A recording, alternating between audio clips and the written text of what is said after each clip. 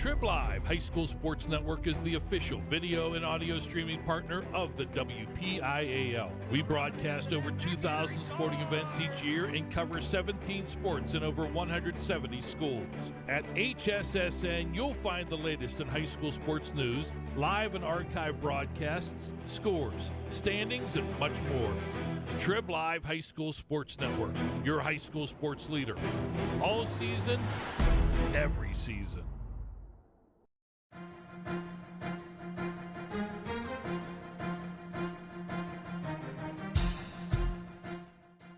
This is the Lawrence County SportsNet, powered by LCAP. Gold heading back to Lawrence County.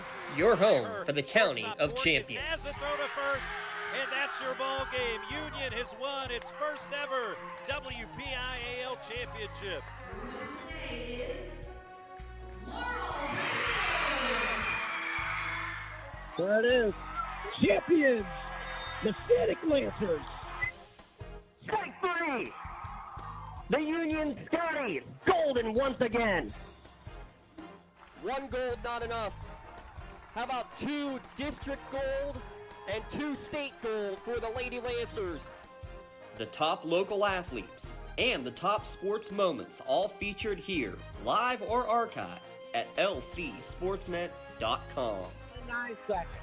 Anderson into the corner. It's poised for 3. Good! He ties the game. Wants to throw again, directing traffic, going for the quarterback in the end zone.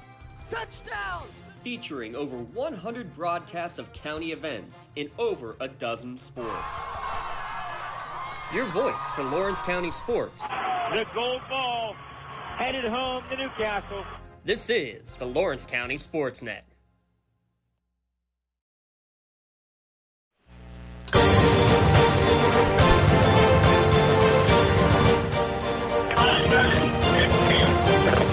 Tonight, live from Glenn Pop Johnson Stadium, Frank Bonjavingo Field, it's high school football on.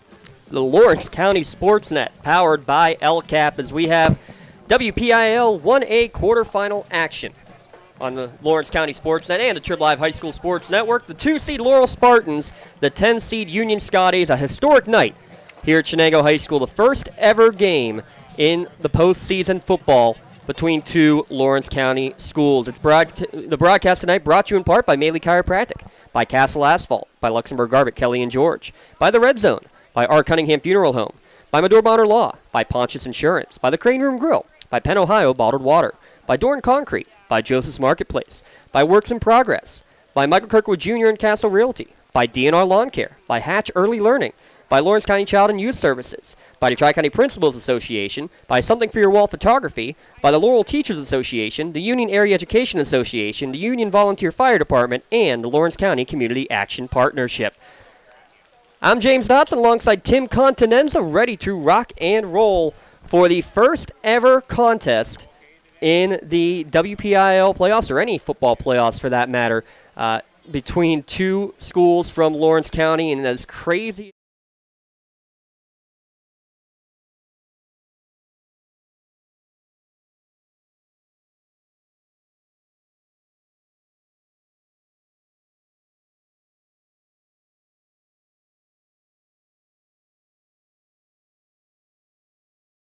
the opportunities. However, here we are, breaking new grounds between these 2 schools. Of course, they played back on September 23rd with Laurel, winning in overtime 28-22. In a game where Union actually had the lead throughout that game. And then in the fourth quarter, we see a huge comeback by the Spartans. And it was with the running game down the stretch, their big-time playmaker, and Landon Smith. We'll talk fully about him. But 3 come-from-behind victories in conference play in those big games. And the common factor in those 3 come-from-behinds against Union, Southside, and Rochester, how many passes did they throw in the second half combined, Tim? I will say 6. No. 2. 2 passes. A team that can throw the ball. Chase Tinsman, a 1,000-yard passer on the year. But I don't think you're going to be seeing much in the air tonight, as we have the remnants of hurricane, now tropical storm, tropical depression now, and it's very depressing out there, Tropical Storm Nicole. It's going to make it a fun, slick night tonight And turnovers will be, I think, a big key to this one without saying too much there, Tim. Yeah, field position and turnovers are going to be a big part of the game as you get really into just the format of what these two teams are going to try to do. You're going to run the ball, obviously. But the key here will be really the special teams. If they do have to punt the ball, can they get a good snap off? Can the punter handle the snap and get a quality punt? The wind's not heavy, which is great. The ball's going to be slick. So that's going to be interesting to watch and to see how each team's special teams defensively handle it. Meaning, do they try to put a rush on just to try to rush and hurry the punter in that situation and try to change field positions that way? Obviously, as you mentioned, turnovers is going to be a big part of tonight's ball game. And the running game. The running game is really going to be key. The ones who can get on first down and get 4, 5, or 6 yards on first down, setting up really second and third and really manageable and short are going to be in great situations, I think, throughout tonight's game. It's the Spartans playing at the home of the Cats against the Scottie Dogs. And yes, all day long it has been raining cats and dogs. That will not be the worst pun of the night, I guarantee it. But with that, we need to step aside for a quick timeout. We'll be back with more of the LGKG pregame show when we return. It's Lawrence County football at lcsportsnet.com and the TribLive High School Sports Network. Has your child's early education slowed down or even paused due to the pandemic? This is crucial time you can't get back. LCAP can keep your little learner on track for success.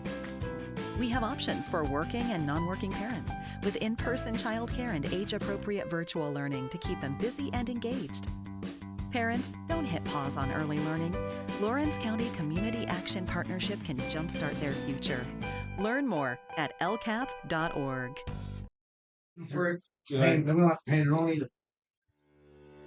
For 20 years, Melee Chiropractic has treated athletes of all ages to help them get safely back to the top of their game. Melee Chiropractic has 3 full-time doctors in their office, and all 3 are former area athletes who have had to battle injuries throughout their careers. They want to help you get safely back on your feet. But more importantly, help stop the injuries before they happen. Prehab before you rehab. Attention all high school student athletes. During your sports season, a $25 visit to the Melee Chiropractic office includes an adjustment and or all therapies necessary. From the athletes of tomorrow to the weekend warriors and everything in between. Let Melee Chiropractic keep you in the game. When it comes to protecting those you love, the businesses you've built, or the things you've earned, you need someone you can trust. Who better to protect your interests than a local insurance agent? Pontius Insurance is a team of local agents helping local residents in Lawrence County and surrounding areas, specializing in auto, home, business, and life insurance. Come see Dan Pontius, Jessica Weiland, Tracy Giddings, and the rest of the team at Pontius Insurance and receive the personalized service you deserve.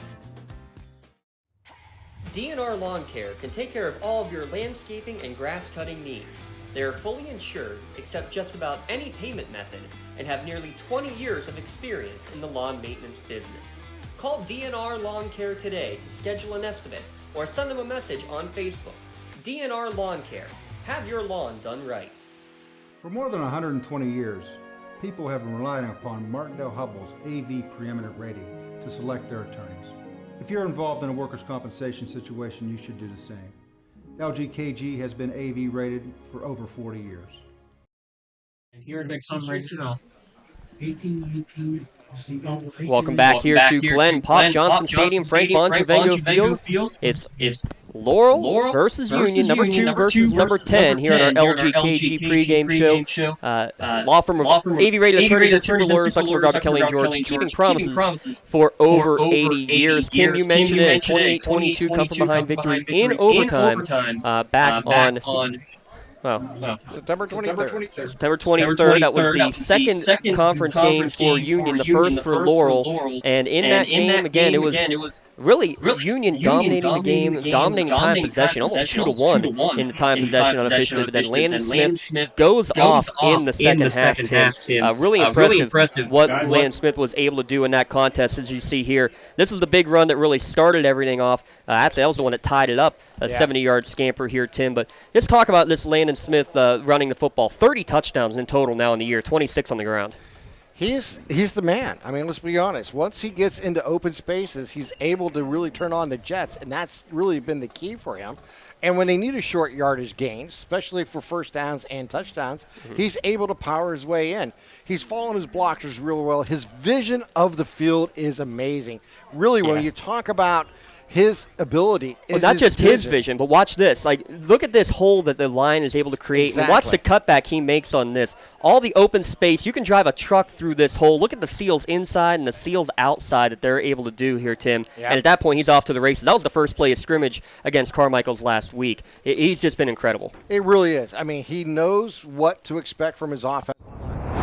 He's not over-analyzing. He's actually letting them get fire off and make their blocks. And he's making his adjustments even left or right and going through the holes. And it's been just really an amazing season for him. Not surprised because we've seen him be able, like I said, get in those one-on-one situations. He gets in the defensive backs. He's tough to bring down. He's tough to catch. He's tough to bring down. So that really has been the key to his success this year. His vision and his ability to get into the secondary. We talked about Luke McCoy so much last year, and would it surprise you to hear that now Landon Smith with 30 touchdowns matches what Luke McCoy had last year in his senior year, and Luke McCoy the all-time leading rusher in Spartan history? That's incredible. It surprises you in a sense you didn't expect it so fast. Yes. Okay, from one season to the next season.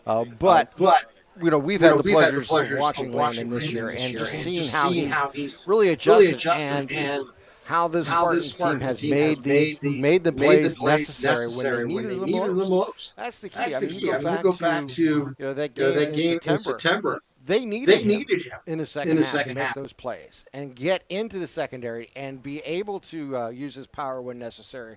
And that was really the key for that success, to get back into that game and send it to overtime. I mean, there was a lot of crazy plays in that game. Let's not forget about all that. However, it was just a scenario that both teams really took advantage of opportunities. And in the second half, I thought the Spartans really made the most of theirs. And what we saw last week, too, I mean, Landon Smith got the first 4 touchdowns, but what a night that Colin Bartley had in that game. First off, defensively, 2 interceptions, including this one on the tip drill. This one he returns 80 yards, and it's not for a touchdown. He later would return one for a touchdown, but then he had a catch that you'll see in a moment at the end of the first half, just dragging his feet in the end zone. Incredible what this kid has done. The new slot receiver gets it done, getting handoffs in the jet sweep motion, going down the field in the air, but doing it defensively too, I think, is a big key, especially for this Spartans team that is one of the top defenses in the WPIAL. You know, I've heard Scott say it for many, many years. If you have a son out there who can run and you think he should be a receiver, teach him to run backwards.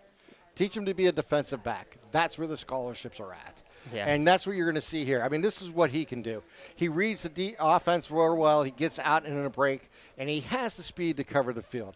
And what he does most importantly is he has good hands as a receiver. So as a defensive back, he has excellent hands, and he's going to make those plays when they're available. He's a receiver, though, who has been really getting the job done this year. Look at what Carter Haney and Lucas Davis have done. Last year, 3 catches each. This year, doing a lot more in the receiving game, Tim. And Lucas Davis, normally the short reception guy like you see here, get 4 or 5 yards. That pass thrown before he's even out of his break. But then a couple weeks ago, you saw him go deep, kind of surprising, over-the-top catch. This was our Melee Chiropractic play of the game 2 weeks ago against Shenango. He had another long catch that you're going to see here last week against Carmichael's. So good to see he's not just someone you can go and cheat up on. And on the other side, Carter Haney just has been a workhorse all year long. He's made great receptions, but also really, really big plays, defense and special teams-wise, has Carter Haney. And that goes back to your quarterback and Tim's been making good decisions, reading the field, because I'm sure teams are trying to take Carter Haney away at times, and then he's finding his secondary receivers or another receiver who has that opportunity to make the play. And he's done such a phenomenal job this year. You know, this was, I believe, Haney making that throw or catch down, going down to the end zone. That was on the fake punt, yeah. Yeah, it was phenomenal. And I think that's the key. Again, if you're the Spartans, you love when you can get your players in one-on-one situations where they can really make some plays, defensively and offensively and special teams. We've seen it throughout the year. That is a reason why they've had the record they've had this season. And this is a play that I know Union fans want to watch away from. Carter Haney down on the coverage of the punt inside the 1-yard line, saying that it hit a Union player, and Haney's the one who recovered it. That was the first score of the game in that contest. But those two guys right there have been instrumental, kind of an unsung hero group for this Laurel team this year, Tim. Yeah, and then you need those type of players and play hard on every play and make the necessary plays and makes the overachieving play like that one down at the 1 yard line, and others like we've seen on that fourth down fake punt where he was able to break the tackle and continue on, not just make the catch for the first down, but break the tackle and take it to the end zone for the touchdown. So you need stuff like that in any game, and when you get into the playoffs, it's even more important because every play is magnified. So anytime you can take a play extra yardage after the catch or after the hit, that is huge and momentum breakers for defenses that you're facing. We'll talk about the Union Scotties when we return on the other side of this break. But first, let's take a look at the awesome shirt for Battle of 1A. Again, the first time ever two Lawrence County schools meeting in the WPIAL playoffs. We're going to step aside, take another 2-minute timeout. Back in a moment here on the Lawrence County SportsNet, powered by LCAP and the TribLive High School Sports Network. Ignite by Hatch is a digital learning environment designed to help pre-K and kindergarten teachers extend their reach to nurture whole child growth while building essential skills for school success. In just 30 minutes of independent playtime per week in school or at home, Ignite by Hatch boosts learning across 7 domains aligned to both state and national standards. Ignite's whole child approach is particularly critical this year as programs address both social-emotional development and learning gaps created due to the global pandemic. Honoring the power of homeschool partnerships, Ignite's parent dashboard and family experiences ensure children have access to learning no matter the environment. With an intuitive design and straightforward implementation, Ignite powerfully extends teachers' reach and impact, boosting children's learning all year long. Don't get left out to dry. Call the Penn Ohio Bottled Water Company for the fastest and most efficient bottled water delivery service in the area. Penn Ohio offers bottled water ranging from 16.9-ounce bottles to 5-gallon jugs, perfect for your next event or office water cooler system. Also, don't forget to ask about their custom labeling options. Visit PennOhioBottledWater.com for more information and to get a quote on their delivery services. Whether it's at home, in the office, or on the sidelines, Penn Ohio has you covered. Cold winds blowing, temperatures dropping, and snow is beginning to fall. And then your furnace goes out. LCAP's LIHEAT Crisis Program is here to help. If your furnace is blowing cold air, not turning on, or not reaching the desired temperature, help is right around the corner, whether it needs fixed or replaced. For information, call the Department of Healthy Homes at 724-656-0090. LCAP's Healthy Home programs are the key to safer living. Castle Asphalt and Construction is driven to provide quality, cost-efficient pavement-related services to Western Pennsylvania. Every paving or construction service at Castle Asphalt begins with a thorough site inspection of the area to allow their team of professionals to become familiar with the unique conditions of your home or business. Once the site inspection is complete, Castle Asphalt provides you with a detailed plan of the design, cost, materials, and time of completion, so you know exactly what to expect during your construction. Visit castleasphalt.com to request a quote for your next project and make your dream design come to fruition. In workers' compensation, my clients are oftentimes not receiving their wage loss. They're not receiving their medical expenses. LGKG, they come to us so that we can put them in a position to pay their bills. If we're keeping our promises, our clients are getting the justice they deserve.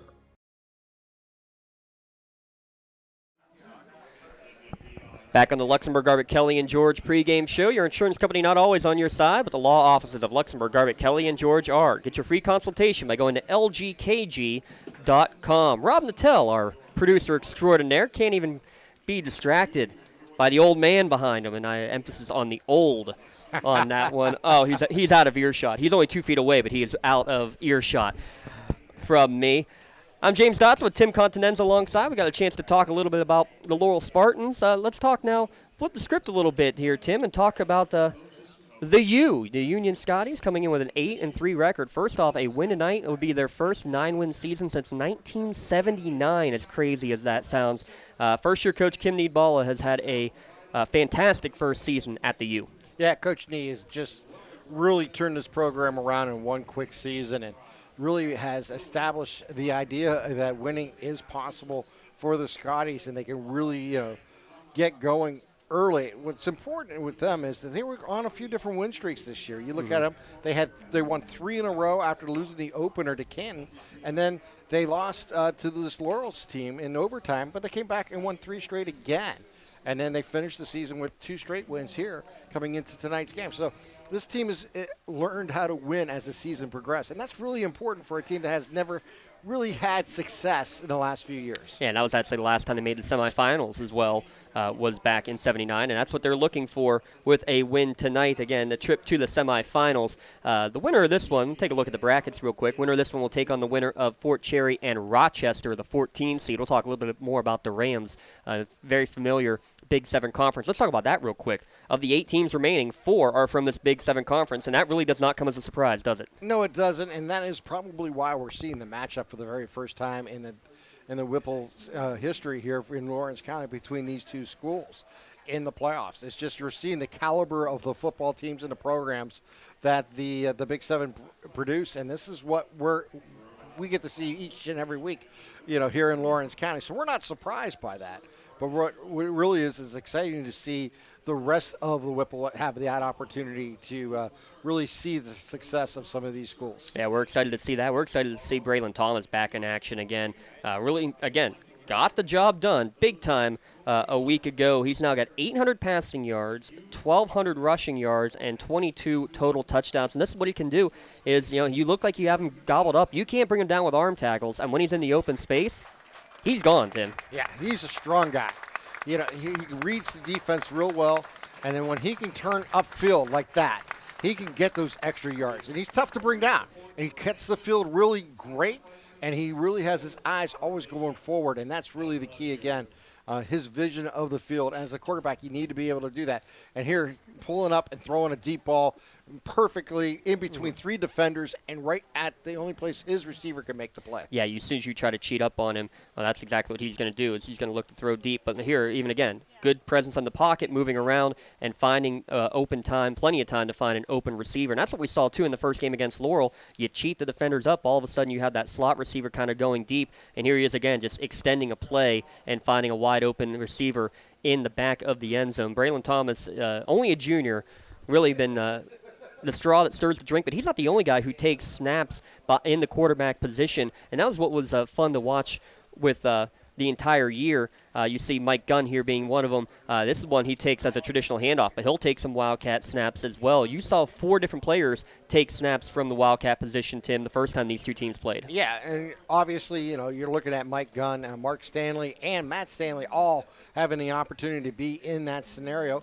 And that's really good to throw a defense off because you can do different things with it. Obviously, but you can actually do a quick little screen pass, kind of a bubble screen type scenario. You can do a little handoff inside of one of the backs and just kind of throw these misdirections at a defense. That's what they've been doing throughout the season, and I think that's really the key.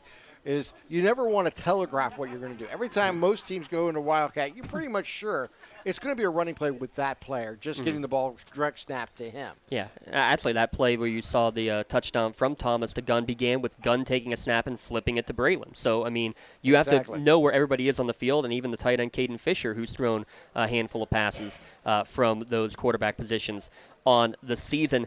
But mainly last week, in the 32-7 victory for the Scotties over Burgettstown on the road last week, they did everything that they needed to do offensively, but man, did they succeed on the defensive end. How about 5 forced turnovers in that game? 4 fumble recoveries and an interception in the game. And a lot of those fumbles weren't just balls flying out of a hand. It was balls that were ripped out. Matt Stanley with 2 of them on his own.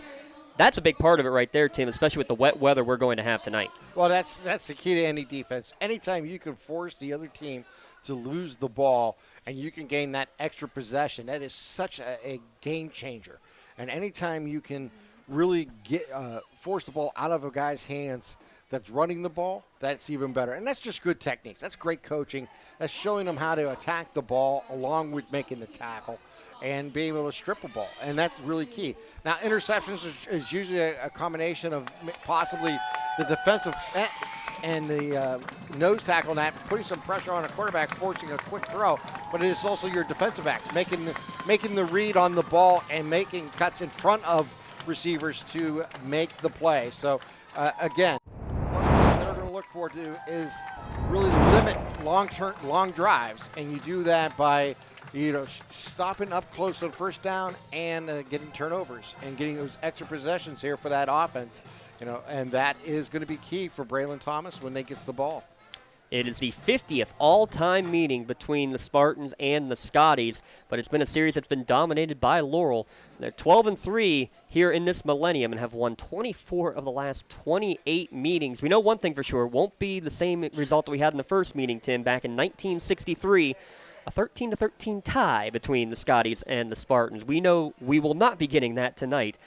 We will have a victor one way or the other, and the winner taking on either Fort Cherry, the 6th seed, or Rochester, who was the 14 seed upset in the opening round. And Tim, as we wrap up our pregame show here, great crowd on hand, braving the weather. I mean, it's been a torrential downpour since we got here. Really has been since 8 a.m. this morning. Really has. But you got both sets of bleachers pretty well filled, I would say. I know there's a lot of just general fans who are staying at home watching. We're glad that you're joining us here at lcsportsnet.com or on the TribLive High School Sports Network. But those who are here, man, you're going to be in for a big treat tonight. Again, a overtime game when these two teams played a month and a half ago. And that's really the important thing. I always say one of the toughest things to do in high school sports is beat the same school twice in one season, especially in football. I mean, in basketball, you definitely will have that opportunity in conference games, but even that is difficult. In high school football, it is even harder to win 2 times in a row against a team, especially when a team has the film of that game and has the films of your recent games, and they really can make adjustments. So it'll be a battle of the coaching staffs, and how they prefer. And I'll pause for the playing of our national anthem.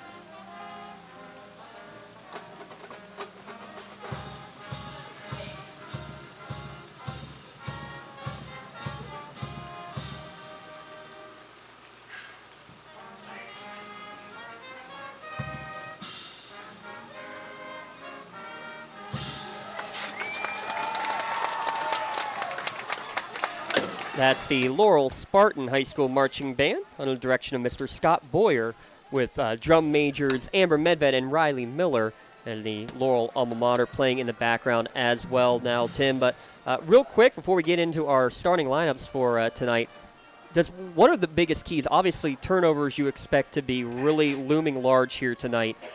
Beyond the turnover, because anybody's going to say turnovers, wet or dry, what's another big key, do you think, for these two teams in this game? It's first down. First down is going to be critical for both these two teams, both offensively and defensively. The team that can control the offensive line of scrimmage and get 3 to 5 yards or more on first down to set up really short second and third down situations is going to have an advantage here tonight.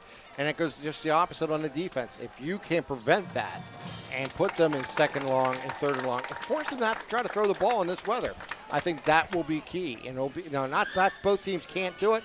It's just going to be more of a challenge here under the circumstances. With that, let's take a look at our starting lineups brought to you by Michael Kirkwood Jr. and Casa Realty. Give them a call at 724-301-1482 for your residential or commercial properties. That's Michael Kirkwood Jr. and Casa Realty. Let's start with the Union offense tonight. Here from Glenn Pop Johnston Stadium. Starting offense for the Scotties, you'll see Elijah Booker on the outside, Jamel Mitchell, one of the offensive linemen, with Brown, Benedict, McCurdy, and Thomas on the offensive front. The other receivers you'll see out there will be Dane Jonke, Matt Stanley. Caden Fisher will be the tight end. Mark Stanley, the fullback, with Mike Gunn as the tailback. And counter defensively on the other end, along the defensive front, with Michaels, Allwert, Hill, and DiMuccio. The linebackers will be Laban Barker, Aiden Collins, Brady Cooper, and Carter Haney. Haney, again, getting it done on the defensive side of the football all year long. And then the secondary, Braden Lewis, Landon Smith, and Colin Bartley. As we continue our starting lineups, let's flip it over to the Laurel offense for their starting lineup here tonight. Again, your starting lineups brought to you by Michael Kirkwood Jr. and Castle Realty. Visit castle-realty.com for all the current listings. Bartley and Haney, two of the receivers. The rest of the offensive line of Hill, Collins, Michaels, DiMuccio, and O'Brien. Davis, the other wide receiver. Cooper is the H-back for Chase Tinsman as the quarterback with Landon Smith. And not sure on the status of Ben Hannon. Haven't had carries for him in the last few weeks, but really haven't needed them the way that Smith has been running the football. Defensively, in the 3-4 setup, Mitchell, Stanley, and Perez in the defensive front. Fisher showing off the hair. Porter and Stanley in the Matt Stanley in there as well with Marcus Gunn in the linebacking position. Booker, Mike Gunn, Blakely, and Jonke are in the secondary, and the Scotties will be booting it away to begin tonight's contest. Tim, it's history-making at Frank Bonjavengo Field, Glenn Pop Johnston Stadium. Glad you can be here to enjoy this momentous occasion. It's going to be a lot of fun. It's going to be exciting, and we are about to witness a little Whipple history, as we like to say.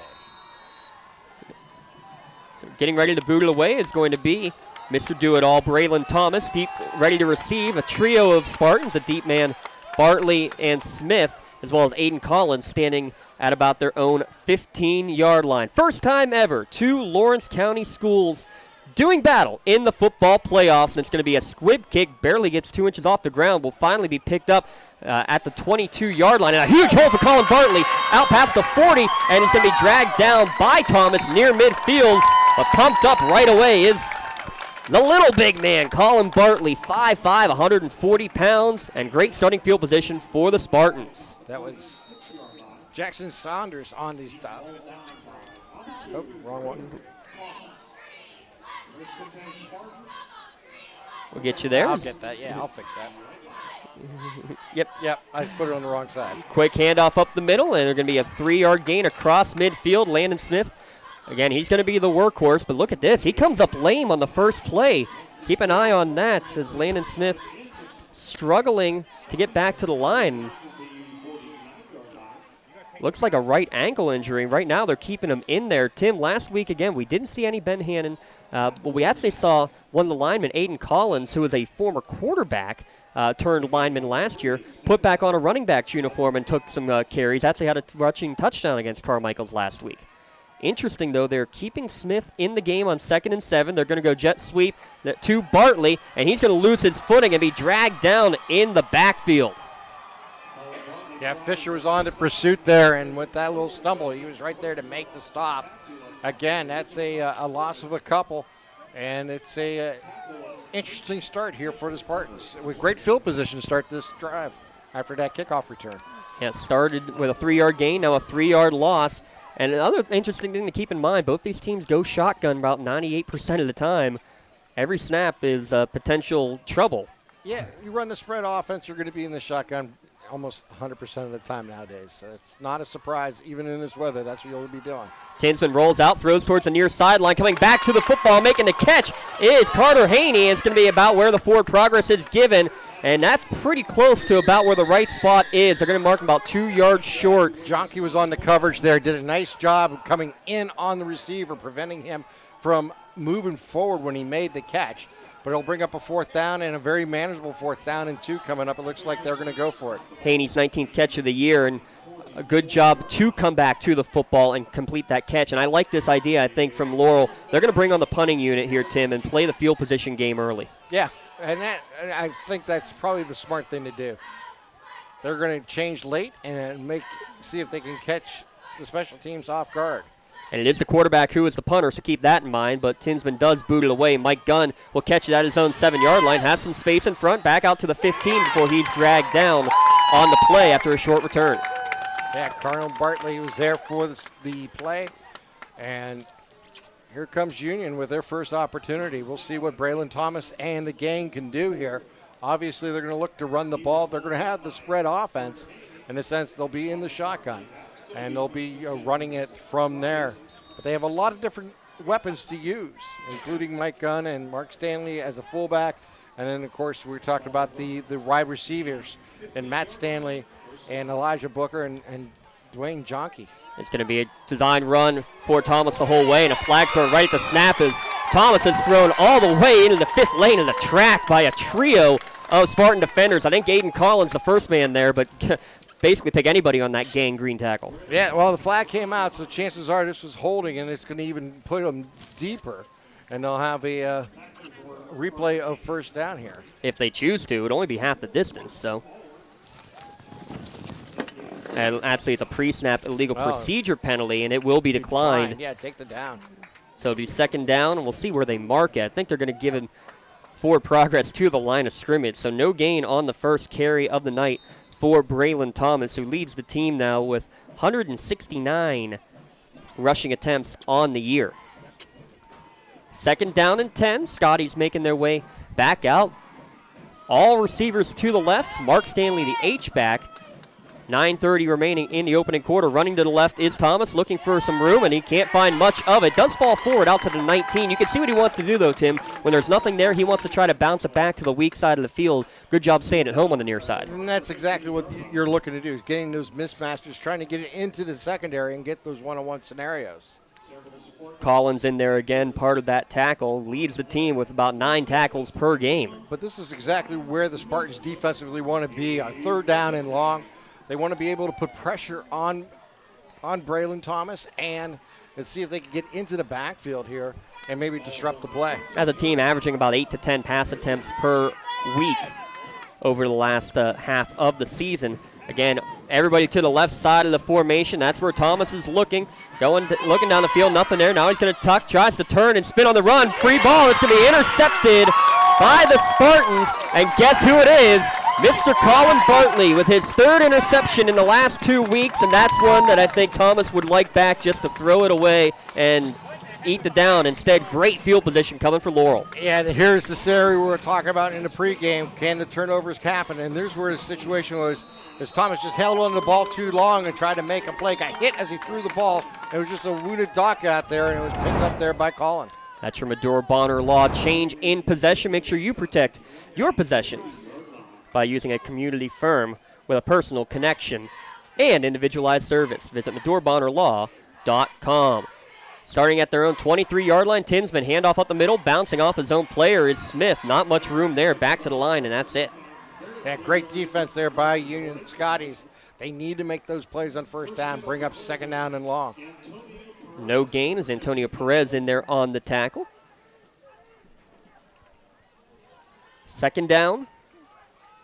And again, you also got to think, too, even though you have Zane Buchter, a pretty good kicker, these conditions do not warrant very many field goal attempts here today, I don't think.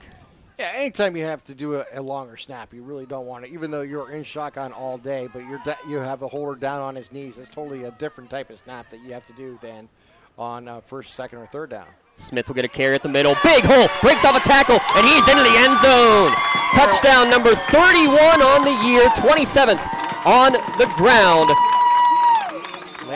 Landon Smith gets it done again with 8 minutes on the clock. That's just a 43-second drive. Spartans strike first. Yeah, again, he got through containment and that wall of the defense, and then from there it was just him outrunning the defense. He got into the backfield, and that's exactly what he wanted to do, and quickly on a 3-play drive is a touchdown. So Colin Bartley will be the man snapping the football. Chase Tinsman to hold, and Zane Buchter on to attempt the extra point.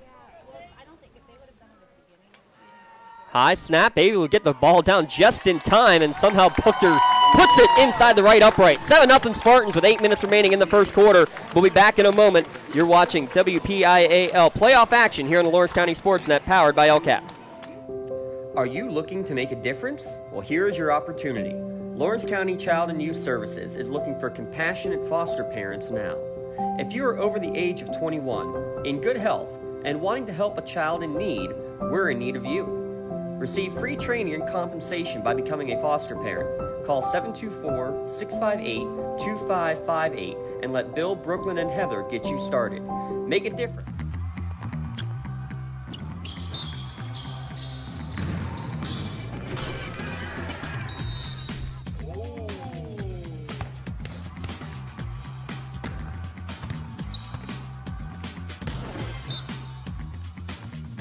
That was awesome.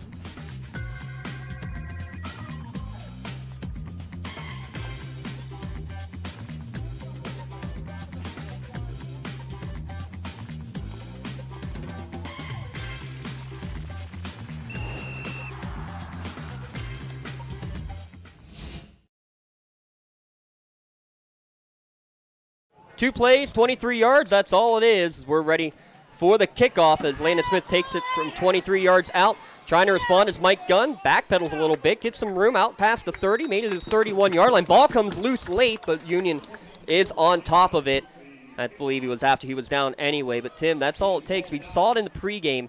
The way that they can get that seal on the left and on the right and get that big avenue, you saw that perfectly on that touchdown run. It was textbook, exactly what the Spartans wanted to do there, and they took full advantage of that short field, getting into the end zone for that first touchdown. Now, how do you respond if you're the Spartans, or if you're the Scotties, excuse me? You just gave up a turnover, great field position. You can have short memory.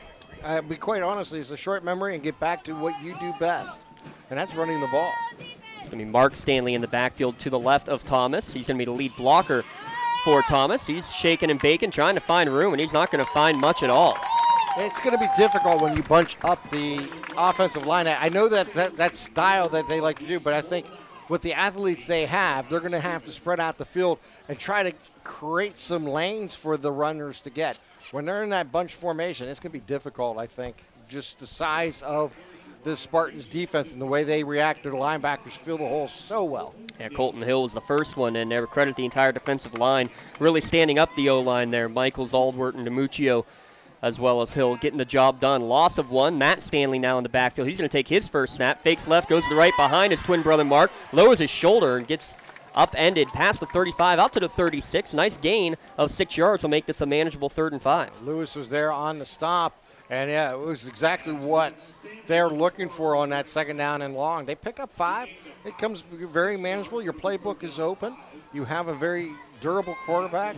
It'll be interesting to see how they approach this play. Yeah, Thomas was off the field on that 2nd down. Now back in the gun on 3rd down and 5 with 6:40 remaining. Looks to pass, now looks to run, has some room on the left side, gets to the corner, makes a man miss. He's got the 1st down and more, close to midfield.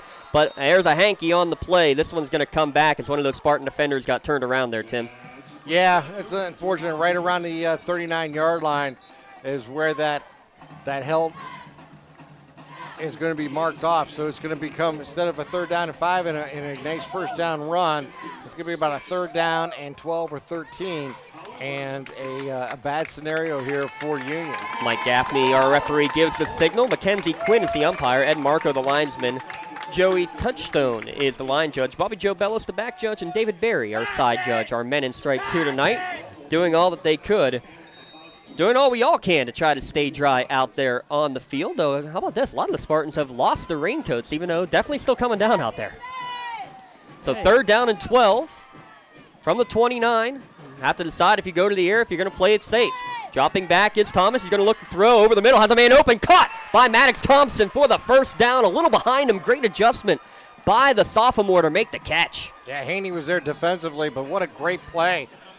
Seeing the field, finding his slot receiver there, and delivering it to Thompson. And not only that, just turning the ball upfield to get those extra yards. And all of a sudden you take a 3rd down and 12 and turn it into a 1st down and bring it all the way out to midfield.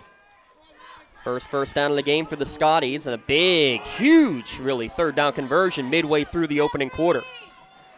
Power set. Mark Stanley to the right of Thomas. Everybody up on the line. Thomas will run it up the middle. He'll get to midfield, and that's it. Ball popped out. Ball popped out, and we have our second Medora Bonner Law turnover of the 1st quarter. This fumble recovered by Karsten Allward, his 2nd recovery of the season. And Aiden Collins was there on the hit. So what a huge play there for the Spartans. Yeah, again, this is what we're talking about. Turnovers on a short field. You're taking over 53 yards away from the goal line. Perfect scenario here for the Spartans. They'll take over for their 3rd possession at their own 48-yard line. 5:49 remaining in the opening quarter. Laurel already with a 7-0 advantage. They'll turn, hand it off to Smith. Not much room this time. Had the long run on the touchdown run. Other than that, he's been gobbled up. 3 yards, 0 yards, and 1 yard on this carry. Yeah, this is really an important series defensively here for the Scotties. Down 7-0. They don't want to make a mistake. They have to really get into the backfield and really contain a runner who's really elusive. So it's going to be very much a challenge on a short field here for the Scotties. 2nd down and 9 as we Get down to 5:15 remaining in the opening quarter here, Tim, but 2 early turnovers are going to potentially play a difference. Haney, the man in motion, going from right to left, looking to the near side. That's going left to right. The pass going to the left and getting a fingertip on it, I believe. Was that Matt Stanley? Yeah. He did a nice job there, and it probably did just get it a little too tall for the receiver with that little deflection on it. And now bring up 3rd down and long. This is crucial here for the Scotties. They have to get off the field on this 3rd down. Yeah, cleared that side of the field. Matt Stanley, the 1,000-point scorer basketball-wise, showed he can get some hops on the football field as well. Smith in the slot. He's going to get a jet sweep look going to the far sideline. It's strung out nicely by the Scotties. He'll get across midfield, but that's it. Gain of about 3 yards. A good pickup, but it'll not be enough for the first down, and it looks like the Spartans will again play the field position game. Give credits to the Union defensive linebackers pursuing to the left, never giving up on that play, following the running back the whole way to make that play.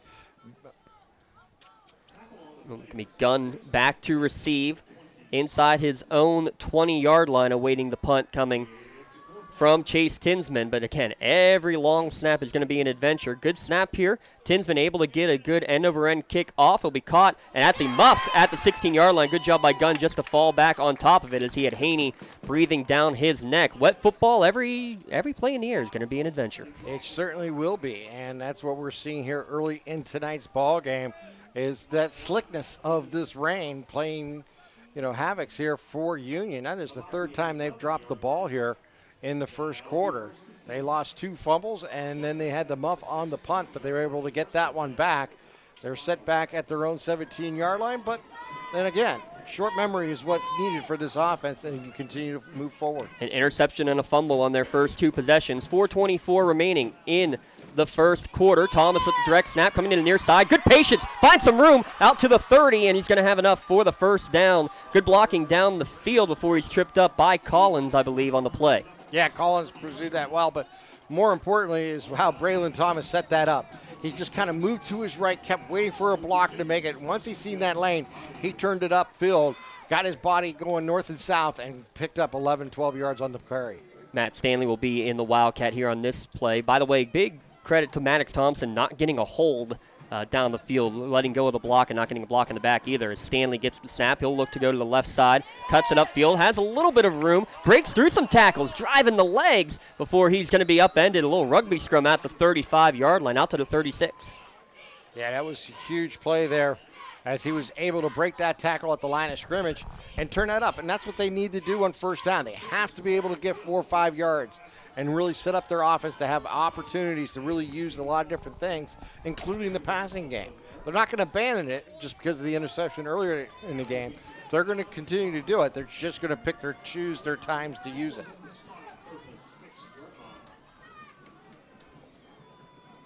Second and 5, Thomas back at the quarterback position. He's going nowhere. Upended immediately. Colton Hill and company in the backfield.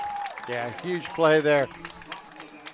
DiMuccio, I think, also in there on the play. It's a loss of 2, and instead of, you go from 2nd and 5 now to 3rd and 7. It's only a 2-yard loss. That's a big 2-yard loss here, Tim, with 3 minutes remaining in the quarter. It is. Obviously, like we talked about before, you always want to move forward. You had a good first down. You got out on a 2nd down and 5 to lose it and now make a 2nd down and long at 7. It is a scenario where you may have to go back to the air, but we've seen him already hook up nicely with one of his slot receivers. We'll see what they choose to do here. If they roll him out here to the right with receivers that way. 3rd and 7. There are trips to the right, and that's where Gunn goes in motion, and we have a whistle, and I believe Coach Nee may have called a Pontius Insurance timeout. Yes, he did. Right before the snap. So we get a chance to give a special shout-out to our friends at Pontius Insurance. Make sure you take the time out to save money on your insurance by calling agents Dan Pontius, Jessica Weiland, or Tracy Giddings to get started today. 2:31 remaining in quarter number 1. Neshannock in our other game going on right now on Lawrence County SportsNet with a 7-0 lead early. Just got a very interesting update from our Tweety Bird, Miss Katie Walzer. Beaver Falls against Ligonier Valley, scheduled at Geneva College, the Turf. Just got a report from Don Rebel that game is being moved to Blackhawk High School. Wow. Don't know why. Kickoff to be determined, but that game last minute has been moved to Blackhawk High School. Must have been something wrong with the field. Unsure, but definitely sure about this. It's now 14-0. Thank you, Mr. Patterson, for that score update from Neshannock. I'll see if I can get some information there, yeah. Interesting. 3rd down and long. Here we go. So back to the action on 3rd down. 2:31 remaining in the first quarter. It's 3rd down and 7. Gunn goes in motion out of the backfield. Thomas looking down the field. Now he's going to step up. He's going to look to run. Fires last second. Man open down the sideline is Gunn. He's going to get tripped up at the 40-yard line by Bartley. If not for the shoestring tackle, he's going to the house. How about that? You leak him out of the backfield, and then you forget about it. Well, not even that. He sold it perfectly. It looked like it was going to be a draw play there by Thomas, as he then just kind of like you said, leaked out to the left side of the field and just took that pass downfield and just turned on the Jets. A nice play. Really well designed there by the Scotties. Another 3rd down conversion for Union as well through the air. Keep your eyes on Braylon Thomas too much, and Mikey Gunn can do it to you. This time they do the opposite. They fake it to Gunn, and Thomas has the big run. He's still in bounds, and he's in the end zone for a 36-yard touchdown scamper with 2:05 remaining in the first quarter. Scotties are an extra point away from tying it up, but they won't. They'll go for 2. Yeah, they ran the exact same play, except this time it was Thomas keeping there on the draw, moving out to his left and just tiptoeing it down the sidelines, getting into the end zone. And we are just Art Cunningham extra point away from being tied here with 2:05 remaining here in the first. Braylon Thomas with touchdown run number 16 on the season. And the Scotties, they have a lot of 2-point plays in their arsenal. They've gone for it every time. They have not attempted an extra point all year. So it feels like I'm talking about Dallas Carter from Friday Night Lights when I say that. Gunn will go in motion out of the backfield. Thomas looking light, looking left. Now he's got to scramble around. This is where he's at his most dangerous. Throwing around, throw towards the pylon. It's going to be broken up, intended for Fisher, but it was knocked away by Haney, so it'll remain a 7-6 scoreline. We'll be back in a moment. We got a dandy here, the first ever Lawrence County battle in the playoffs. It's right here at lcsportsnet.com. At our Cunningham Funeral Home and Crematory, we are a proud 6th-generation, family-owned and operated funeral home located centrally in the Newcastle and Neshannock communities. Our large facility and experienced staff allows us to accommodate any family with personalized services. To learn more about our services and pre-planning, visit our website at www.cunninghamfh.com or follow us on Facebook. Allow our family to help your family. Looking to buy, sell, or rent in Lawrence County? Get Realtor Michael Kirkwood Jr. in your starting lineup today. Michael Kirkwood Jr. of Castle Realty caters to buyers, sellers, and renters of Lawrence County and the surrounding areas. Call Michael Kirkwood Jr. at 724-301-1482 today. Check out his current listings or list your home at castle-realty.com. People you know, people you trust. Touchdown run there for the Scotties. But the point after, no good. The 2-point conversion, I should say, no good. With 7-6 advantage are the Spartans, and Smith is going to get out past the 40-yard line with this return. 83-yard drive, though, with the bad field position, Tim. Impressive to get down the field in those 6 plays. You can see the Scotties already making the decision. They're not going to kick it deep. They do not want to put it in the hands of their returners, and they want to keep the ball in front. But you got to give Spartans credit. They've been able to make nice returns here. This is the second time they've had a kickoff return past their own 40. They will start with 2 minutes remaining at the 43-yard line. This is their worst starting field position, Tim. Yeah. If that's the storyline tonight, it's the 42-yard line, then that's a pretty good story. Yes. Hand off to Smith up the middle. He's going to be dragged down by the shirt. Good job to fall forward and keep his feet because one of the Union defenders had a big fistful of jersey. Yeah, that was McCurdy, I believe, making that play. And he made a great job getting the ball, or actually hanging on to Landon Smith there to prevent him from really breaking loose. Give him a gain of 4 on first down. Smith, 6 carries for 31 yards and the lone Spartan touchdown so far tonight. Minute and a half remaining in the opening quarter. Another Smith carry coming. Good job to plant the foot, step inside, and get across midfield. A couple of 4-yard carries will make this third and manageable. Yeah, and that's exactly what you want to do if you're the Spartans. You want to just keep running the ball, getting 3-4 yards a crack, and then really just giving your offense all the options necessary here on 3rd down and short. And this is what they do. They get up to the line quickly. Do they like what they see? They do, so they snap it quickly, and that's why. Because Landon Smith has a hole. Landon Smith inside the 20 to the 10. Gunn drags him down at the 5-yard line as the Laurel Spartans have entered the red zone with less than a minute remaining in the quarter. And that's exactly what Smith has done all season long. Once he breaks that wall of the line of scrimmage, he gets into that backfield so deep they can't catch him. They had to come from an angle to get him at the 5-yard line. 44 yards on that carry, and it's going to be now 1st and goal from the 5-yard line. Usually this is what they do, Tim. They usually get to the line, and then they go and look. But every once in a while, they do that quick snap, and if you're not ready for it, off to the races you go. Well, that's the key of a no-huddle offense. You've got to have plays that you're ready to run immediately when you see certain things that you like, and so far they've really taken advantage of that. But, again, we have a... Punched insurance timeout, yes. Yeah, I was going to say, I don't think it ran out of time. No, we also got confirmation, by the way. It was a power outage at Geneva is why they moved that game to Blackhawk for that Beaver Falls game against Ligonier Valley. We'll keep you abreast to that one best that we can. But another shout-out to our friends at Pontius Insurance here, Tim. Yeah, PontiusInsurance.com. Request a quote of your auto, home, business, or life insurance. Get best rates and customer service by calling local agents at Pontius Insurance. Find them online at PontiusInsurance.com. Your eyes are not deceiving you, folks, as you're watching at home at lcsportsnet.com or on the TribLive High School Sports Network. Fog is starting to become a bit of an issue. You can kind of see it combined with the rain. Visibility could be a little bit interesting here by the second half. Coming out of the timeout, it'll be 1st and goal from the 5-yard line. 29 seconds remaining in this opening quarter. The 4th possession of the opening quarter for the Spartans. And that goes to the 2 turnovers they had early. Smith will get his 4th carry of the drive, and he's going to power his way towards the goal line. Did he make it in? Yes, he did. He reached at the last second. Landon Smith, kind of like he scored the game-winning touchdown against Union in overtime, kept the legs churning to get it into the end zone, churning like butter. Yeah, he made a nice little skip to his right there and slid right in once he got going again and was able to reach the ball over the goal line. What a nice play. But again, we've seen Landon Smith do this all season long with great vision on the field to find out and always has his destination in sight. So Buchter on again to attempt the extra point with 23 seconds remaining in the first quarter. Snap back, it's good, as is the kick.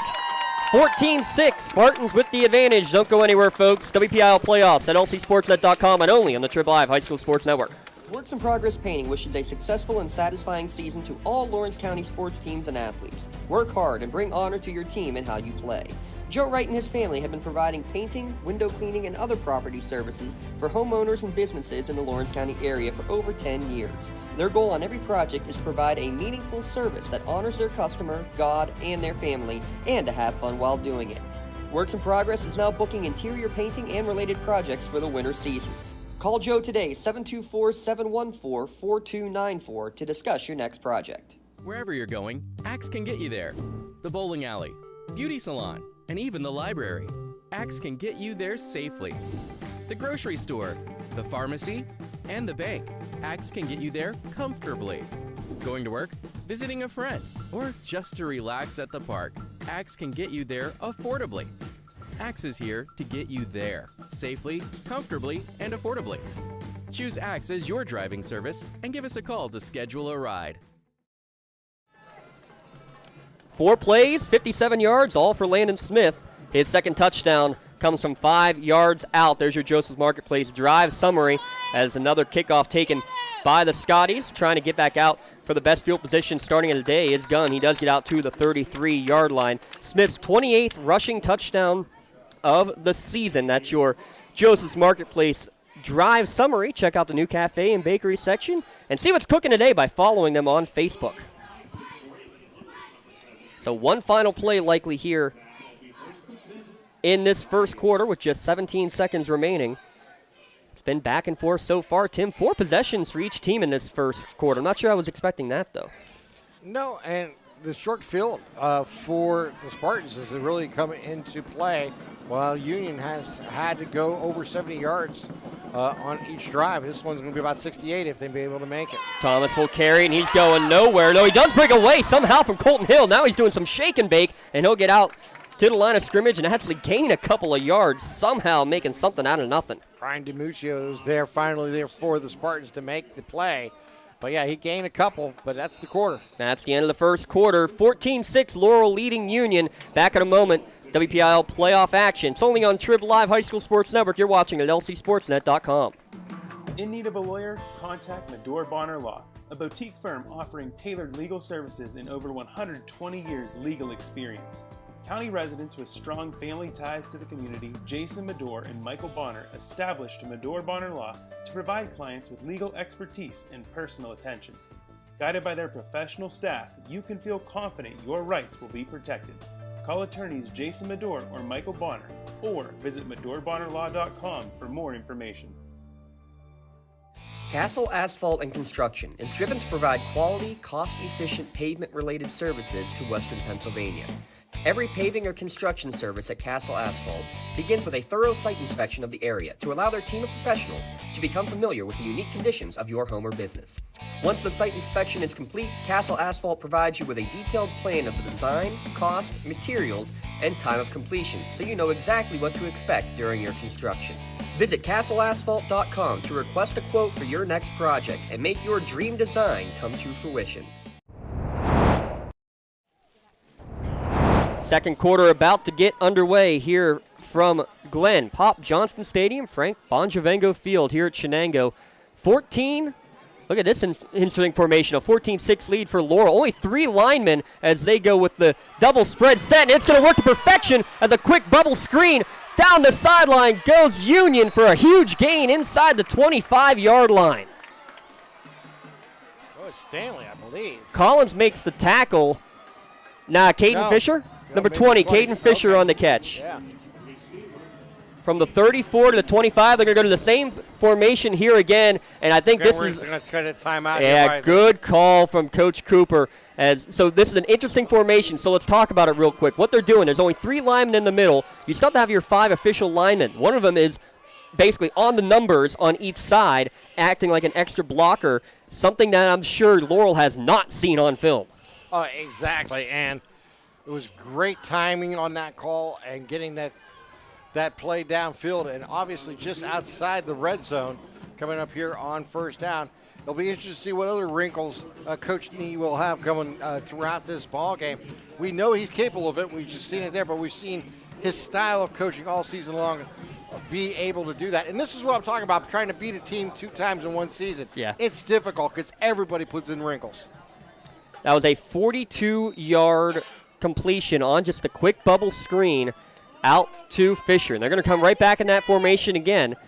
So let's see how Laurel tries to counter with it. And you even got your running back who's out here as almost like a slot receiver. So just spreading the field. If Thomas wants, he's going to have a lot of room to work with, but he does look to throw. Pump fakes. Now he's throwing out to his left, coming back to the near sideline. One-handed catch made! What a catch by Grayson Blakely. But there's a flag thrown at the time of the catch. So this might be something with an illegal man downfield potentially, or an illegal touching if the receiver Blakely was covered up. Hopefully not, because that was a highlight reel catch, Tim. Oh, that's a play of the game type catch. I mean, that was just phenomenal. And that was a melee highlight. There's no question. What a play, but I think that's exactly what it's going to be. It's going to be a illegal man downfield, and that's exactly what the officials are showing. And I was trying to watch of where the lineman on the near side ended up being. I didn't see him go downfield unless he went down and came back. It looked like he was near the line, but that must be the call.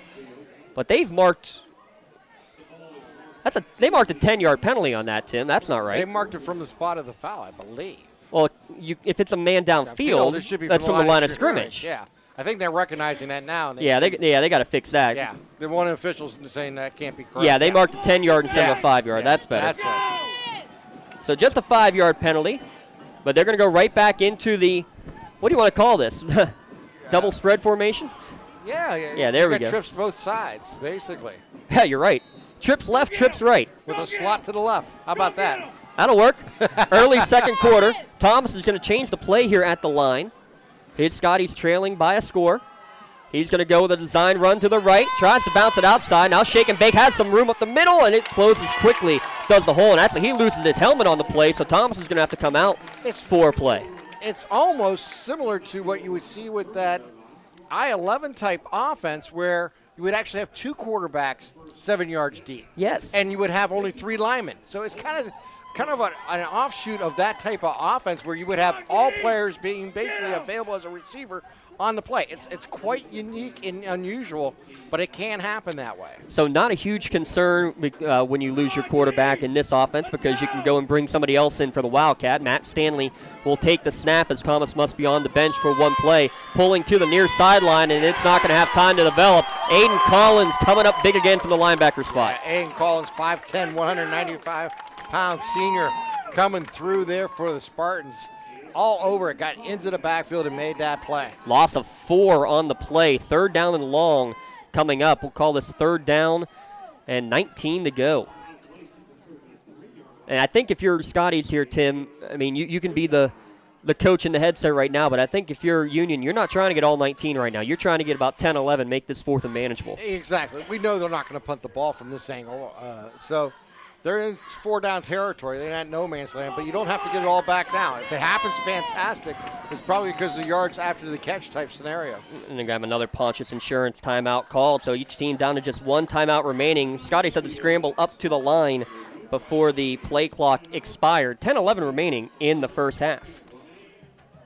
Stay refreshed by enjoying a hot or cold water by the click of a button. Enjoy a cup of coffee with the button-loaded water cooler option. Get 3 free bottles in your first month of a cooler rental free when you sign up today. That is Penn, Ohio Bottled Water.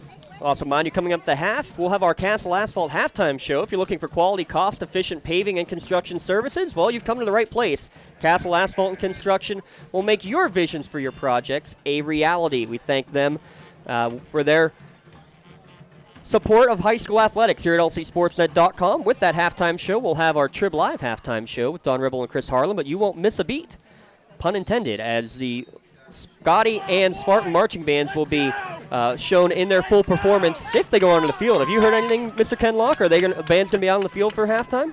As far as we know. Sounds like a plan. 3rd down and long, 3rd and 19 for the Scotties. Like a bubble screen type play here. Something simple and easy, maybe down the middle.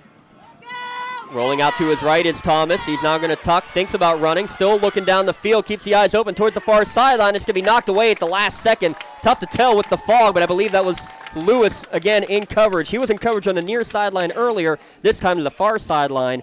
Good job to break it away and avoid the interference, Tim. It really was. It was a perfect, actually, defensive play, and they got to give up credit to the Scotties, not trying to just get 7 or 8 yards here. They went for the whole thing there, and now bring up 4th down. It'll be interesting to see how they handle this one. If I'll be honest with you, I wouldn't mind just seeing him throw to the end zone just to see, get 2 receivers down there, kind of in a jump ball scenario, and just see if maybe A, you can get a pass interference and get another play, or B, you might come away with a touchdown. 4th down and 19. They do snap it, and they are going to do exactly that. Throwing it for a jump ball to the far sideline, and it's going to be bobbled and caught! Mike Gunn toe tapping in the end zone off the tip drill. You want to say Maley Chiropractic Play of the Game nominee? It's a 33-yard scoring strike from Thomas to Gunn. That's exactly what we want to do. You want to put the ball up in the air like that, what Thomas did, and give his receiver a chance. Ball got tipped, and there's the receiver right there and Gunn juggling and making the catch in the end zone, and they are just 2-pointer away from tying this game up. We're going to pull up the replay on the iPad here in a minute because that was an incredible concentration from junior to junior to keep that one alive. What a 4th down call. Now that's called throwing the ball up and let your big-time playmaker make a play. Now for the conversion to try to tie it up. Gun to the right of Thomas. Thomas, little spin back this way, and he's going to be chased down from behind. Can he break free? He can't. Ball's on the ground, so this is still a live play. Picked up by Mitchell, one of the linemen. He shakes and bakes, and he's going to run. Did he get the ball inside the pylon in time? He did not. Just short. But what an effort. Wow, Jamel Mitchell, who had a Fumble return for a touchdown here at Shenango earlier this year. Shows he is fast, but not quite fast enough to get it into the end zone. It's a 14-12 game with 9:55 remaining in the second quarter. Don't go anywhere, folks. Back in a moment at lcsportsnet.com.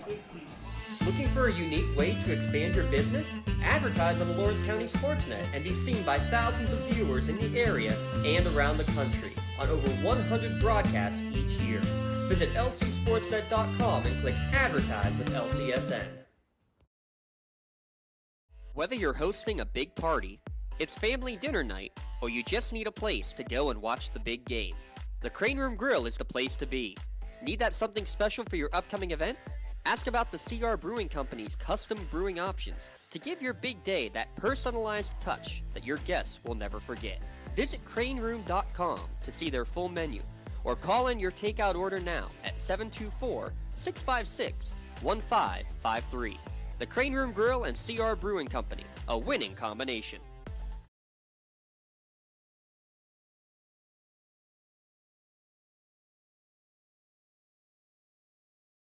Well, it's pretty rough here, but clear enough that we could see that beautiful touchdown strike to the far sideline. 33 yards from Thomas to Gunn. Another squib kick here. Taken at the 32-yard line by an up man. That's number 84, Lucas Davis. He'll get out to about the 40-yard line. You see the Scotties trying to rip it out on the return. Good job of Davis to hold on. I believe it was Thompson, trying to rip it out. So another excellent field position here for the Spartans. Still plenty of time here in the second quarter to get a drive going for them. As I know this is going to break your heart to say they're starting behind the 40-yard line here to start a drive, but you know, yeah, it must be tough to start at your own 38. Yeah, well, they're still averaging better than midfield for their starting position right now. 9:55 remaining in the first half. 2-seed Spartans, 10-seed Scotties, trip to the WPIAL semifinals on the line. Bartley comes in motion. They're going to hand it off to Smith. 5th straight carry for the back, and he keeps doing what Landon Smith does. Follows the blockers well and gets to midfield, 12 yards. Yeah, that's what you got to do. You got to just feed him. He's your engine. And as you get a defense to concentrate on him, it's going to open up your passing game. It's going to open up Chase Tinsman to run the ball. It's going to do so many things, but you just got to keep feeding Landon. He'll get another carry out of the pistol formation, runs into the back of his own player, and then gets pushed backwards after a short gain. Maybe a gain of 1 or 2 already for Landon Smith now. 11 carries and just shy of the 100-yard mark. He averages 140 per game. Yeah, it's not a surprise. He's a workhorse for them, and the offense goes around him, and that's exactly how Coach Cooper has to do it. They have to continue to just feed their superstar there in the backfield. And in the process, it opens up so many different opportunities because once you start doing maybe a potential play action with him, you're going to have some guys wide open. Down to 9 minutes remaining in the first half. Again, coming up at the half. We'll have the marching band performances. Here's a throw to the near sideline through the hands of Colin Bartley as he may have had some footsteps coming up towards him as Mike Gunn was ready to deck him. Elijah Booker also there looking for potential deflection. Second down. Only the third pass attempt of the game for the Spartans. 6 on the other side for Braylon Thomas and the Scotties. Big third down here for the Spartans. Third down and 8. Each team with 2 touchdowns, but a pair of Cunningham Funeral Home extra points for the Spartans and a pair of failed conversions for the Scotties. Tinsman rolls out to his right, and he's going to have to just throw this one into the ground because he had Jamel Mitchell coming hot into his face, forcing the quick pass. Yeah, he was right there. He read that perfectly and was able to get it into the backfield and really gave Tinsman no chance to make the play. Now you got to keep in mind, Tinsman is the quarterback. He's also the punter here. We've seen him do a fake punt earlier this year. This could be an interesting time at midfield on 4th down and 8. He likes to hold on to the ball and run up when he makes the kick. So he's always looking downfield to see if there's something's available, either to run with it or to throw. 4th down and 8. But we have movement. Yep, this is going to be. And he was thinking about it. Look at this. He was running too. And I think that's what happened is the offensive line knew what the play call was going to be, and he just got too excited on it and tried to fire out on his blocks a little too soon. That's the first penalty I have marked down against the Spartans here tonight. That sound about right? Yeah.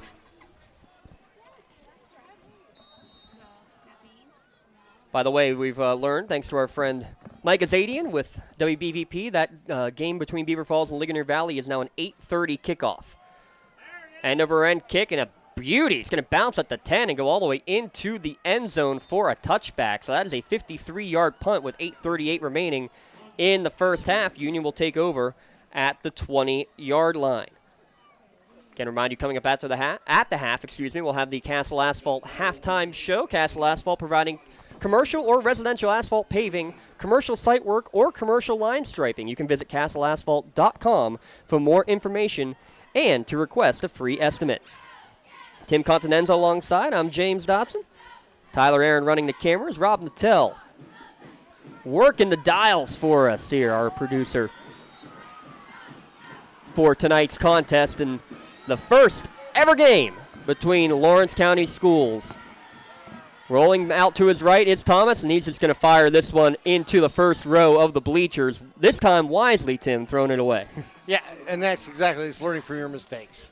And that's the most important thing that Braylon Thomas can do there. Like, as he went out early in the first quarter, hung onto the ball too long and got hit as he delivered it and gave up the first turnover of the ball game and gave a short field that they took full advantage of. So here's a scenario where he learns from his mistakes and just makes sure he gets rid of the ball and brings up second down. Our spotters up here indicate it was an illegal formation, and the Spartans have declined the penalty. And our spotter, of course, Spencer Work, doing the job today. He's doing the hard work, as he always does for us. He's becoming an asset here for us at LC SportsNet. We thank him. We thank everybody watching at home. Over 1,000 people watching right now from across the county and across the country, as this is a Matt Stanley direct snap, a gain of just 2 yards on the play out to the 22. It'll be third down and long. Yeah, Carter Haney was there defensively making the play there for Laurel. Down to 8:10 remaining in the first half. 14-12, Laurel with the advantage. Pair of Landon Smith touchdowns from 23 yards and 5 yards.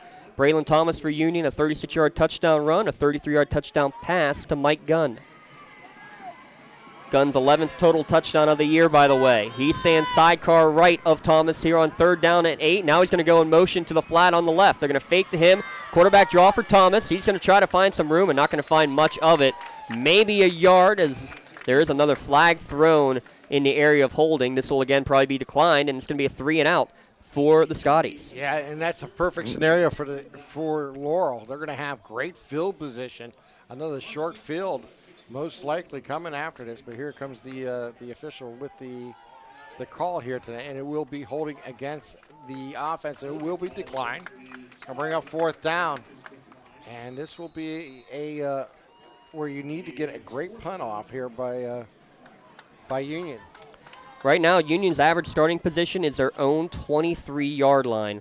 Laurel, so far, their worst starting field position is their own 38-yard line, averaging about midfield for their starting spot. And Smith standing around the 45-yard line waiting for this punt. And it is Thomas, the quarterback for Union, who is the punter. His first time to boot it away tonight. Short, high, end-over-end kick. Spartans will get away from it. Takes a good Scotties bounce, though, and will bounce basically right back to where, actually exactly to where Laurel punted it away. So no change in field position, just a couple of minutes off of the clock, 7:05 remaining here in the first half. Remember, coming up after the game, we'll have our LCAP Player of the Game Award. So many great ways LCAP improving the quality of life in and around Lawrence County. How about the AXE program, all those AXE buses, and the Medical Assistance Transportation Program, where LCAP can assist with mileage reimbursement or even assist with those door-to-door transportation from the AXE buses. Visit lcap.org, lccap.org, to find out more information and find out how you can help.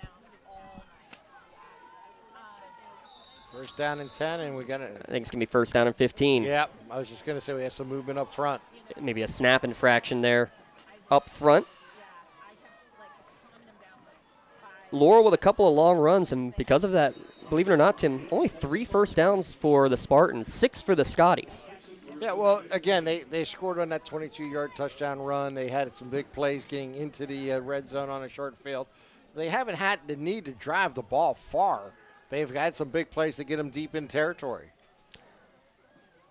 Bartley on the end around, coming to the near sideline, and we're going to have this one coming back. As Bartley's upended, the ball comes down, but I believe it was after he hit the turf. It did. Bartley is hurt on the turf, and all for naught, too, because Fisher got held on the play on the edge. So Bartley's shaken up. Good to see him get to his feet, but this play is going to come back for a holding call. Yeah, that is one of the toughest things for an offense to deal with, trying to string out to the edge and not get turned and get your body in the wrong position where you're going to get that holding call every time. And that's going to move them back. That's from the 43-yard line, so that's going to put them back to about the 33 here. And bring up a really long down coming This up. is the deepest they've ever been in their own territory. Their average starting field position, I just did the math real quick, is their own 50-yard line, right at midfield. So not their own 50. Yeah. No plus or minus territory. Just that midfield. But first down and 25 for the Spartans as we approach the midway point of quarter number 2. The rain has lightened up a bit, but still coming down. Tinsman looks to throw towards the far sideline, and miscommunication, easy interception, and off to the races is Elijah Booker. Makes a couple of men miss. He won't get to the end zone, but he will get to the red zone. Elijah Booker had a fumble recovery last week. When the high school season heats It looks like the rain was slowing down a little bit, but it looks like the winds picked up a little bit, and that kind of slipped out of his hands and overshoot his intended receiver. Just playing center field was Booker. He picked it off, take it down, and we're right outside the red zone. Yeah, they marked it at the 21-yard line. The Medora Bonner Law change in possession. So not in the red zone yet, but that means that we can have that red zone queued up. The last time we had this opportunity, Landon Smith took it in from 23 yards out. We'll see if Union can take their first lead today. In the gun, Thomas fakes the pass, looks to run, tries to bounce to the outside, breaks away from one tackle in the backfield from Cooper, and then gets out of bounds. Actually, that was Carter Haney who he was able to slip away from, and he does enter the red zone. Make sure to stop by the red zone on Wilmington Road in Neshannock for all your county sporting apparel needs, sporting goods, custom apparels, and embroidery and more. That is the red zone on Wilmington Road in Neshannock.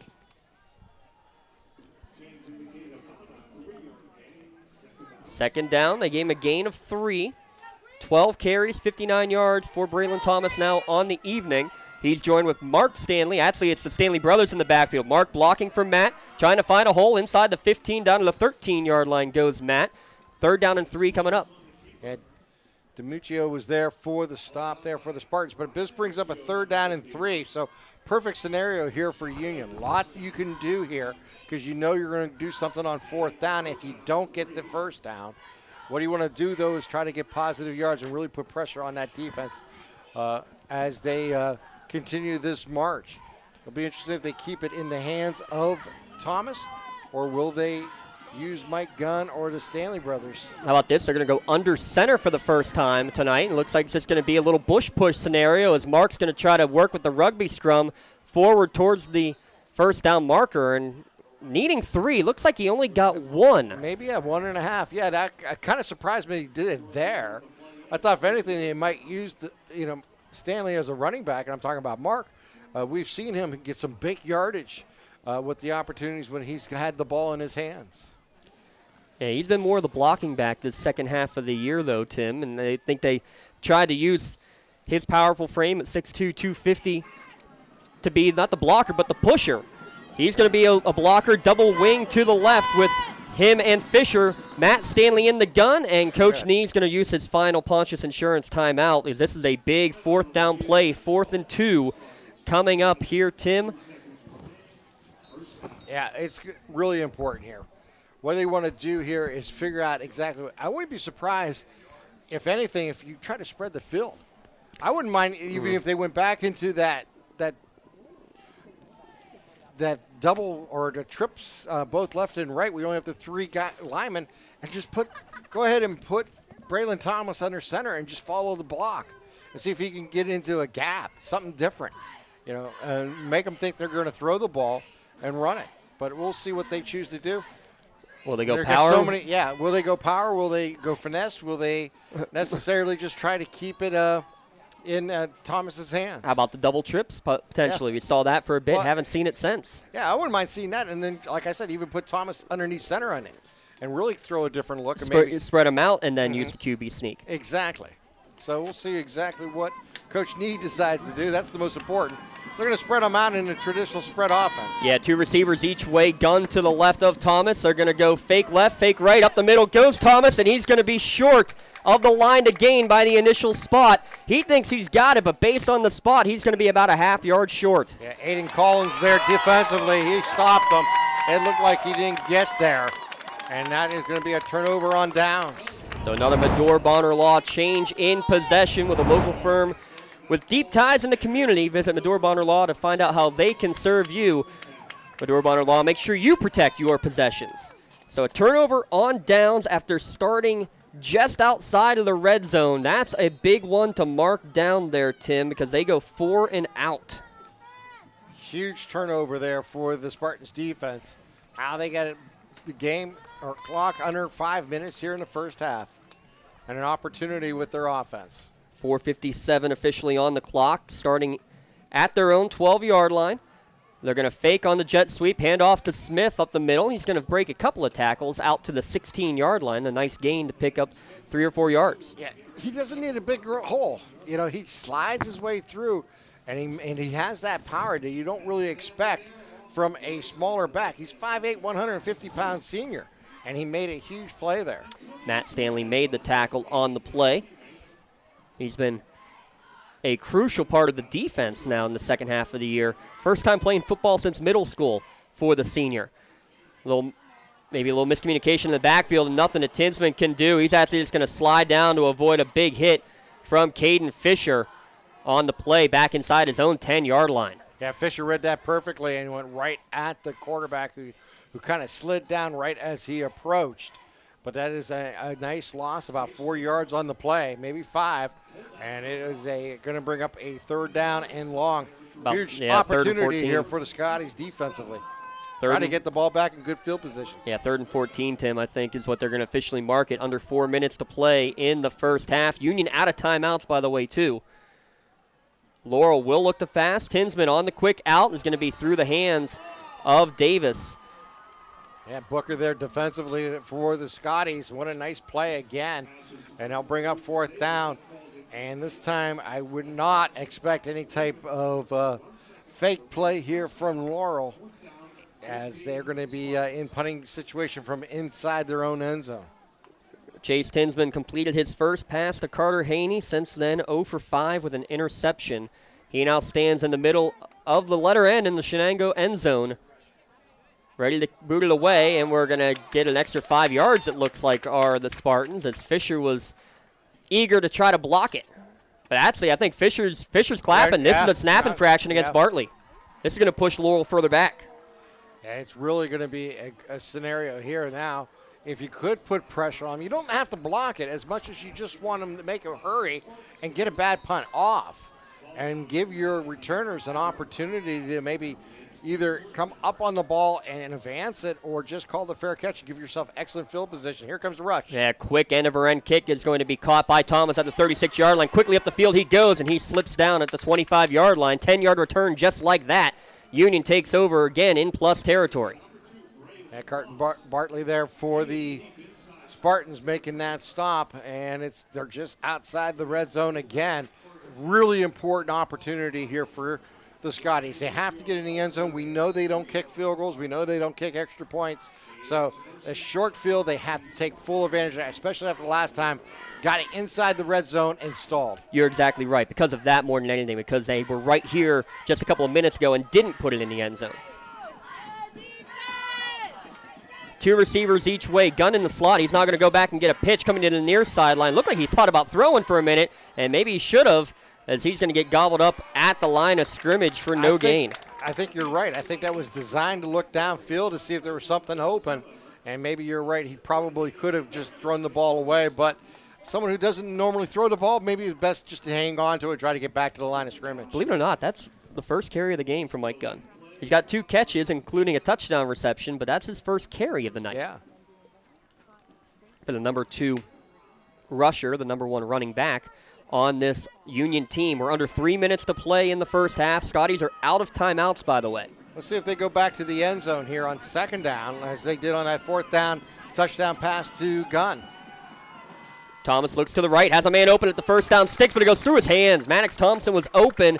Looked like he turned to run just a little bit too quickly. Yeah, he didn't secure the ball. That's exactly what happened there, James, as he was ready to catch the ball right at the sticks, make the turn right, and try to advance it past it, and never secured the catch. And he'll bring up third down and long. So big third down here for the Scotties. They got to get some yardage here, most likely here, or they're going to have to try to get to the end zone. Third down and 10. Thomas in the scramble drill, throws it on the run towards the near sideline, trying to dive back towards it. From the turf was Thompson again. Haney in coverage on the near sideline. And, man, Union not going anywhere. Yeah, they've completely stalled on their last 7 plays here when they went 4 and out inside the red zone on the last down. And this drive started at the 25. Worst case scenario here for the Scotties. They're facing a 4th down and 10, and they haven't advanced the ball at all. So this is going to be a scenario where you're going to have to look deep, and why not try to get another maybe jump ball with Gunn again? That's what I was just about to say. Tim or even Caden Fisher is a big body. Instead, 2 blacks in the backfield, rolling out to his right. Now looking back to the left is Thomas, trying to direct traffic. Now he's going to look. Will he try to fire? Now he's got to avoid another one. Breaking away from the tackle, throw on the run. It's going to be caught by Fisher. He needs to get inside the 15-yard line, and he's going to do so. Unreal, and still trying to go as Fisher down towards the 10-yard line. He gets enough to move the chains. We had Johnny football last week. How about Braylon football? Oh, I tell you what, impressive.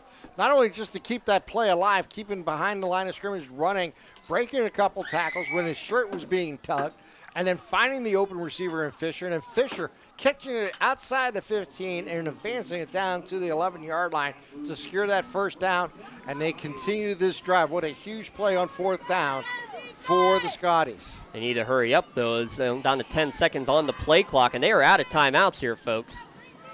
2 minutes on the game clock. They're not going to get this off. 3 seconds as they get to the line, and again, they don't have a timeout. This is just going to be a delay of game penalty, and they're not going to get it off in time, so it'll be 1st and 10 from the 16-yard line.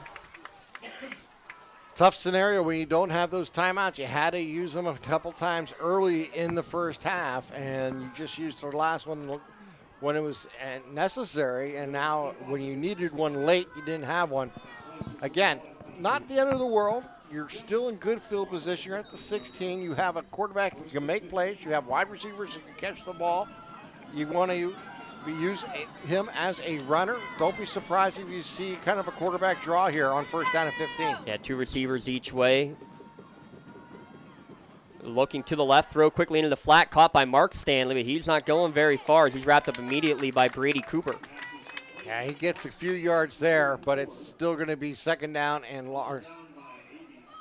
2nd down and long coming up here for Union.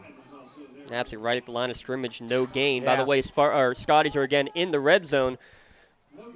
Thank them for the special shirts, the commemorative shirts we got here for the battle in 1A, the Battle of Lawrence County, here between Union and Laurel. 105 as this snap comes back to Thomas. He's going to fire over the middle. It's going to be a sliding catch by Thompson. He's been open a couple of times on that slant. It looks like he's going to be just short of the line to gain, so the clock is running with 50 seconds remaining in the first half. It'll be 3rd down and 1 coming up. Now you got those big backs. You got plenty of time. You can just use the quarterback or even use Stanley. So they just spike the ball here or they just run it. They're going to run it, and they're going to go with the rugby scrum. He's going to push forward, surging towards the end zone, and he's in there. There it is. Touchdown, Scotties. Union in the lead with 37 seconds remaining in the first half. You got to give the Scotties credit on that 4th down and long. They were able to complete the pass to Fisher to set up this drive to keep it going. And then, again, get the ball inside the 5-yard line, use the quarterback in Thomas, and just follow his blockers up front. Now a crucial 2-pointer coming up here for our Cunningham extra point. Going for 2. And back into that kind of A1 offense.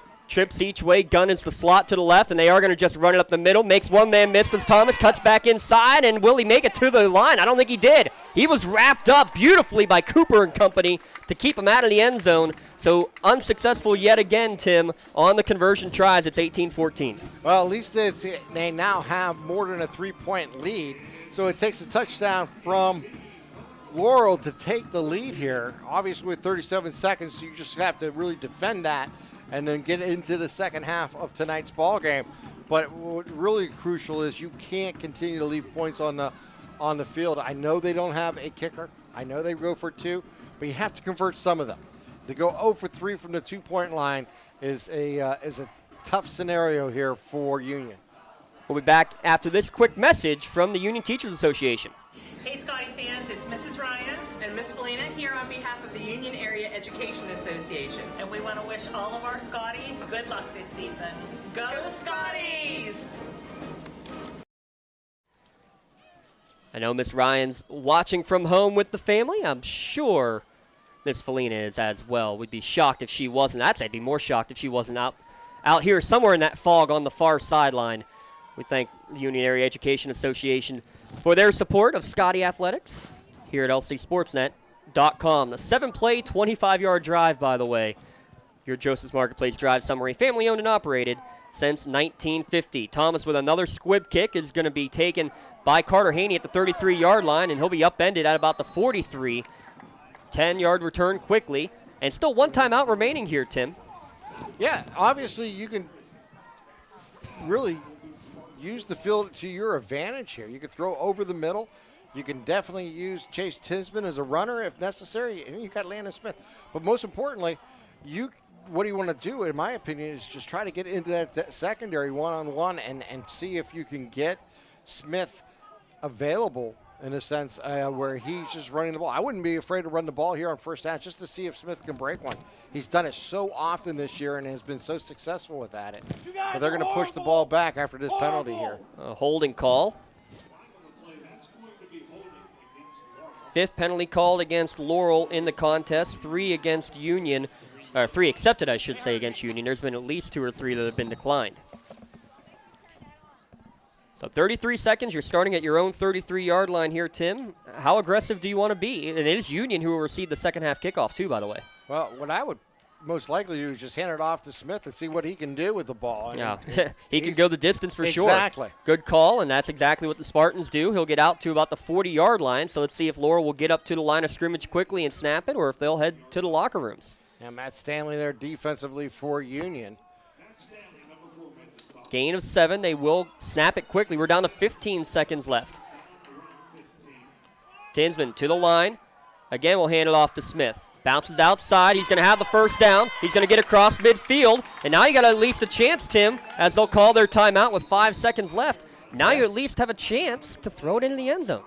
Yeah, exactly. That's you have such a weapon in Smith. You got to use Landon. You're going to keep feeding him. He can always break something like that and get across the 50-yard line. And now you're going to be in a scenario, and you're used your last Pontius timeout coming into the halftime. You can draw up a play. Maybe you can get a jump ball. Maybe you get an extended play where you can get a defensive penalty and have a second shot at it. So we'll just have to wait and see what the Spartans come up with here on the sidelines. They're at the 45-yard line, 5 seconds remaining. Again, both teams out of timeouts now. One final chance to throw it to the end zone. That's about where we are. And then it'll be time for our Castle Asphalt halftime show. Got the other scores coming in as you see them on the bottom line. About Mapletown trailing, undefeated, but they're trailing 20 to nothing at the halftime break in their game. Steel Valley in Class 2A, as you can see. Top seed, no surprise there that they're all over McGuffey. Just remember, this is being potentially the last play of the half. Perfect time to pull out one of your trick plays. If you have a double throw or possibly a hook and ladder type scenario, this is where you want to use it. Union defenders standing only about their 25-yard line. They're just making sure they're not going to get a quick out. They are going to go with a sideways pass, and it is a forwards pass and incomplete. Still 3 seconds remaining on the clock. I like the idea, though, Tim. You know, instead of throwing it deep, especially in the wet situation, Get it to your guy in space with some blockers in front. That's not a bad idea. Oh, that's a perfect idea. It's exactly what you want to do. Just unfortunate the ball was too far in front of the receiver, but it's a great scenario to try to get it upfield and, like you said, to make a play. Again, if you have some type of a trick play, this is again perfect scenario at your opponent's 45-yard line with under 3 seconds here to play. 10 on the play clock. 3 on the game clock. Final play of the first half coming, and they're going to go to the same exact formation. They're going to fake it, and now fire it down the field looking for Haney. Jump ball will be knocked down smartly by Dane Jonke, and that'll be the end of the first half.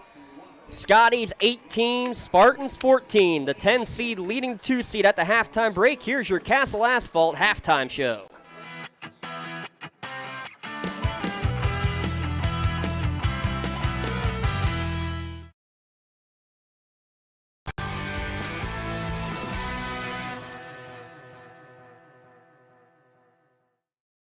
Halftime show on the TribLive High School Sports Network. Semifinals Friday / quarterfinals Friday in the WPIAL football playoffs. Hope you're enjoying the game that you're checking out on Trib HSSN. Chris Harlan, kind enough to join me as he always does. Well, everybody I think is anxious and looking ahead for fans in 6A and 5A. They're looking ahead to the championships at Norwin next week. In 2 weeks, the trip to Acrisure Stadium for the other 4 classifications. But we're going to go a step further, Chris, and we're going to start talking about the state playoffs. And again, we're only a couple weeks away from the PIAA postseason beginning for WPIAL teams in 6A and 5A. So as far as that initial game or two, leading up to the championships in Class 6A, the eventual WPIAL champion in 6A will be taking on the survivors of teams from District 6, District 8, Alderdice, and District 10. Alderdice taking on McDowell on that game going on as we speak. Also get another game going on as we speak, the District 6 championship, Altoona against State College. Yeah, keep your eyes on that District 6 championship game tonight. You know, it seems like State College is always waiting there somewhere in that state bracket for the WPIAL 6A champ every year. This year, again, you look in 6A in District 6. They're the number 1 seed out there in District 6. State College, they're the favorites. They're 10-0. They've got a freshman running back in Deontay Sheffy. Looks like a future star, maybe already a star for State College right now, averaging 125 rushing yards a game, already has 19 touchdowns. So, yeah, to me, some familiar names. I mean, last year, Mount Lebanon, to get to the championship, they beat Erie McDowell. They beat State College. Those same 2 teams could be waiting for one or the other in the quarterfinal. But the bracket has changed a little bit from last year. Now, in the semifinals, will be a District 3 team, a Harrisburg-based team. So now you won't face both McDowell and State College. It'll be either one or the other in the quarterfinals. The other champion that will go into the playoffs that weekend following Thanksgiving.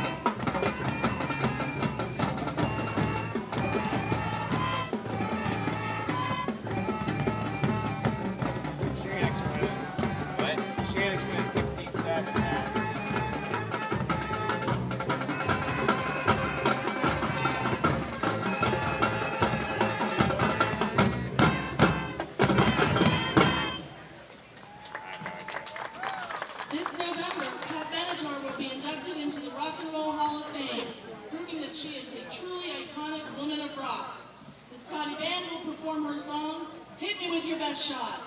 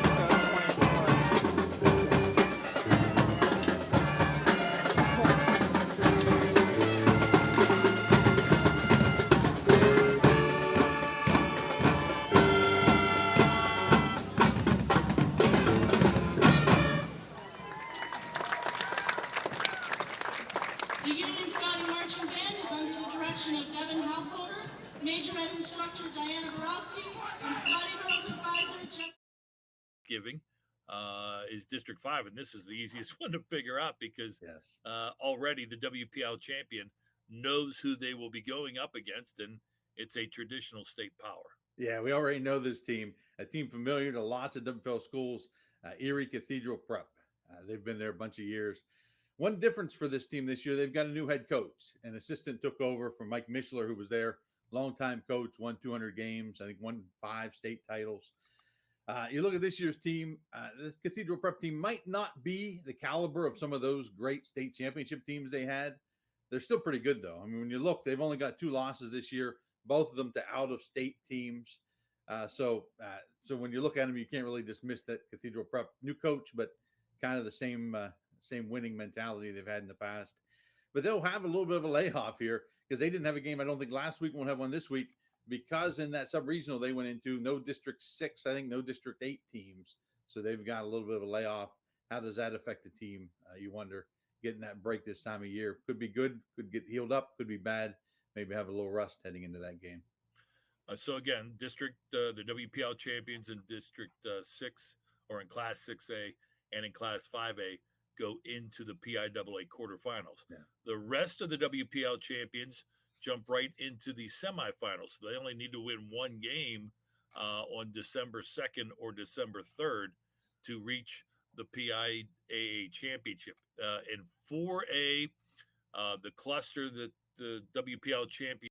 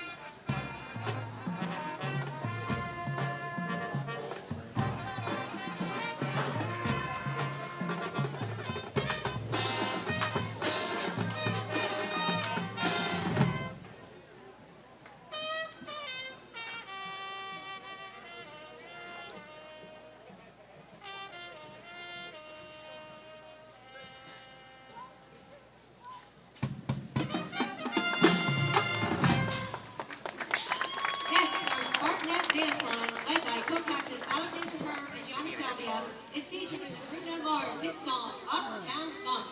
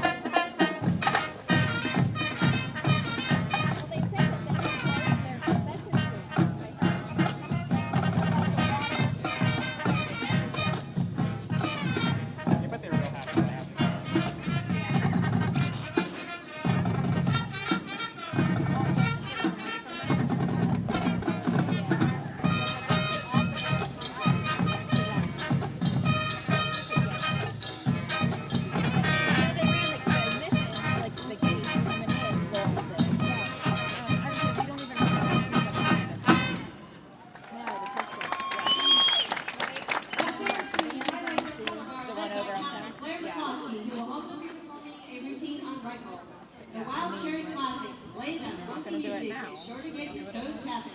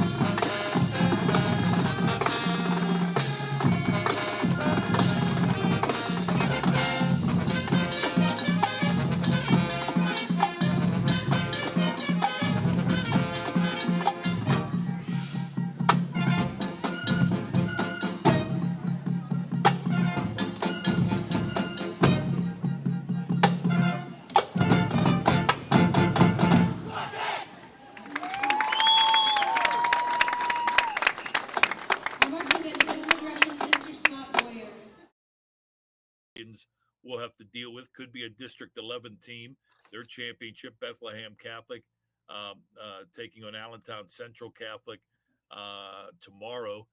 Tonight, the District 4 championship, Jersey Shore against Sealands Grove, a familiar team.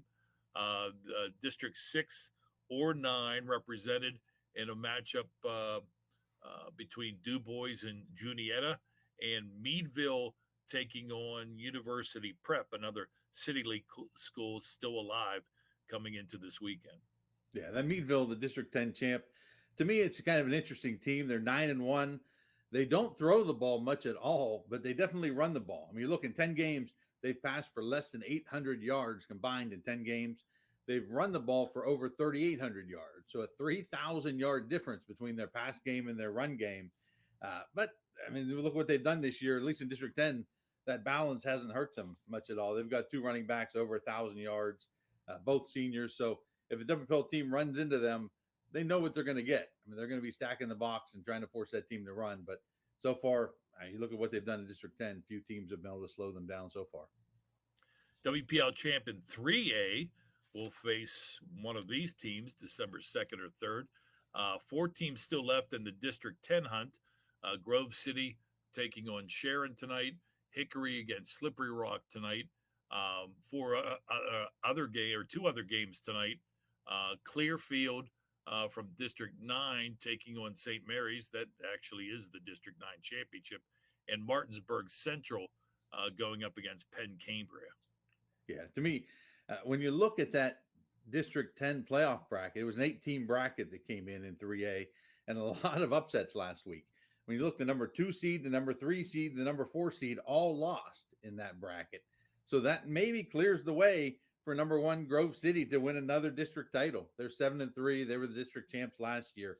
But like you said, don't overlook Penn Cambria, number 1 seed in the District 6 playoffs. They got their District 6 championship tonight in Altoona as well. At 2A, again, District 10 in the loop as far as a possible opponent for the 2A WPIAL champion.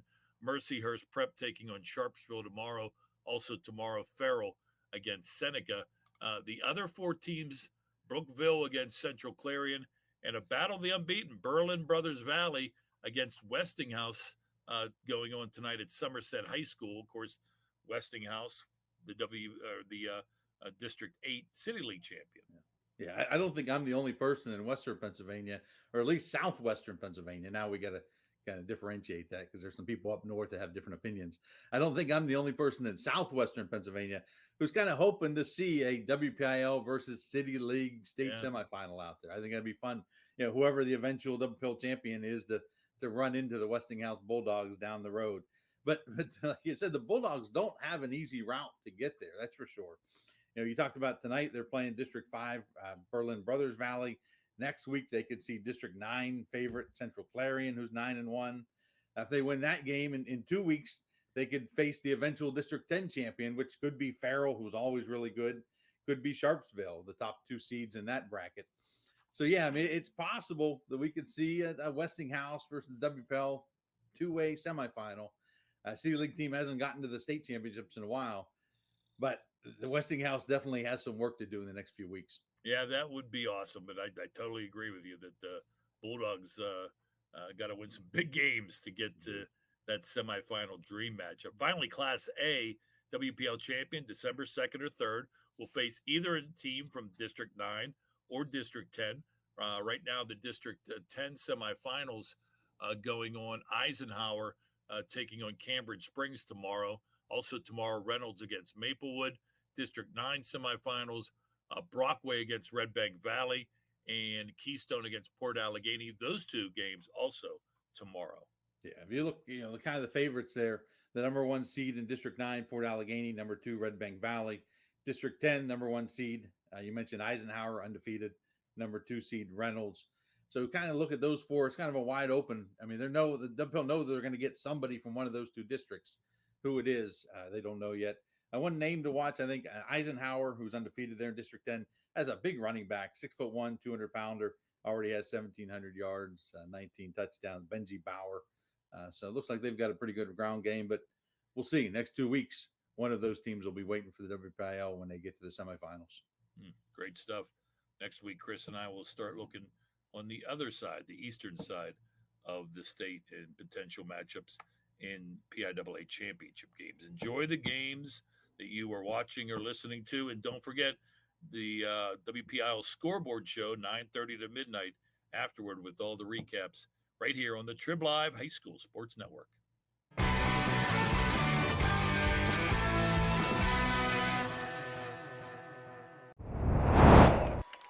A couple minutes away from the start of the second half of tonight's contest. 18-14 Laurel trailing Union, the 10 seed leading the 2 seed, and Union will get the ball first to start the second half. Tim, just a real quick assessment of this first half.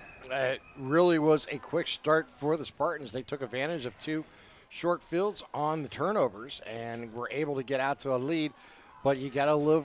I mean, Union really bouncing back from that more than impressively, getting in the end zone right before half to take the lead. Really, I think we're going to want to see from them, if they do get back in the end zone, be able to convert on those 2 pointers. They're going to really leave points on the field here tonight, and that is going to be an important thing. They have a 4-point lead. If they got 1, they would have a touchdown lead. If they got 2, they would have over a touchdown lead. That's the key for their offense going forward. Obviously, an impressive first half of both teams, but really impressed with Union coming back from really a tough start of this ball game. They're outgaining Laurel 220 to 122. How about this? Landon Smith with 124 yards and 2 touchdowns. The rest of the team with -2 yards of offense. That's basically our storyline here tonight, as we'll send it back down to field level here, and gives us a chance to remind you. Take the breath. Ready?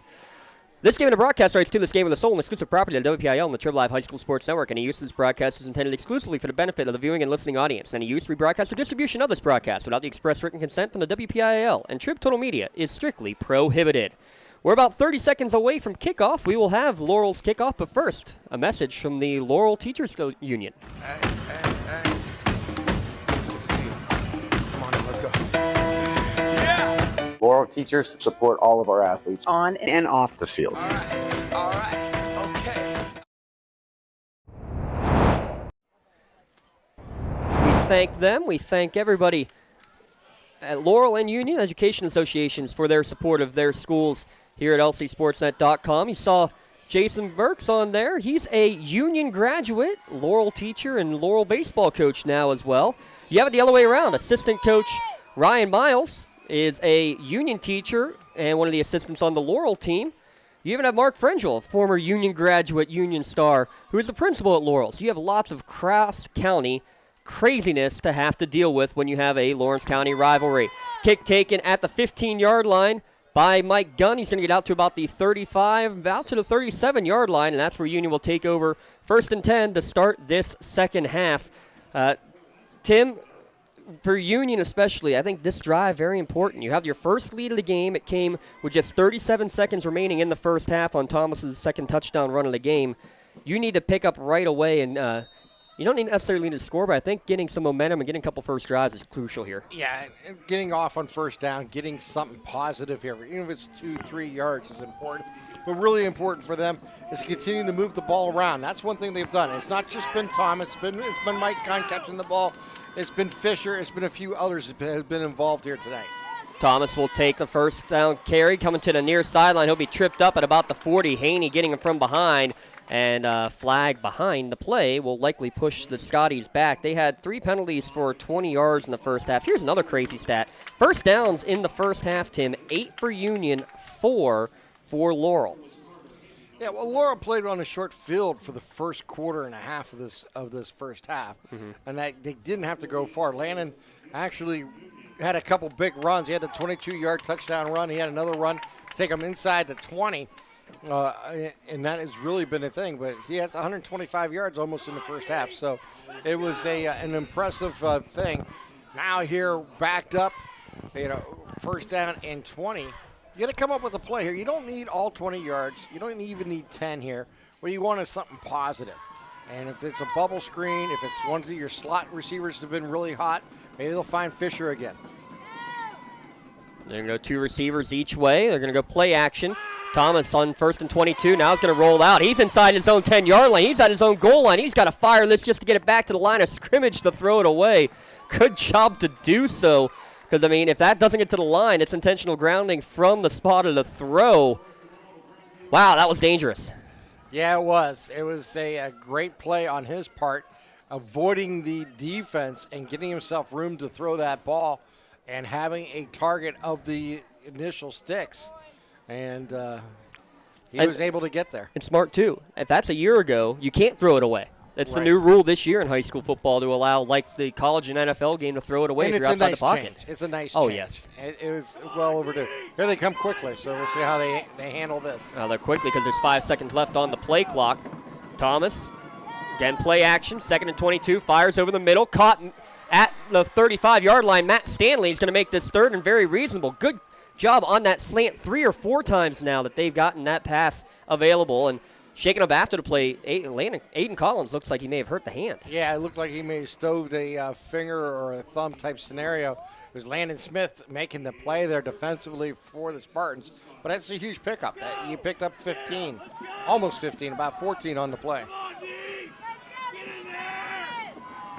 3rd down, we'll call it 6 to go.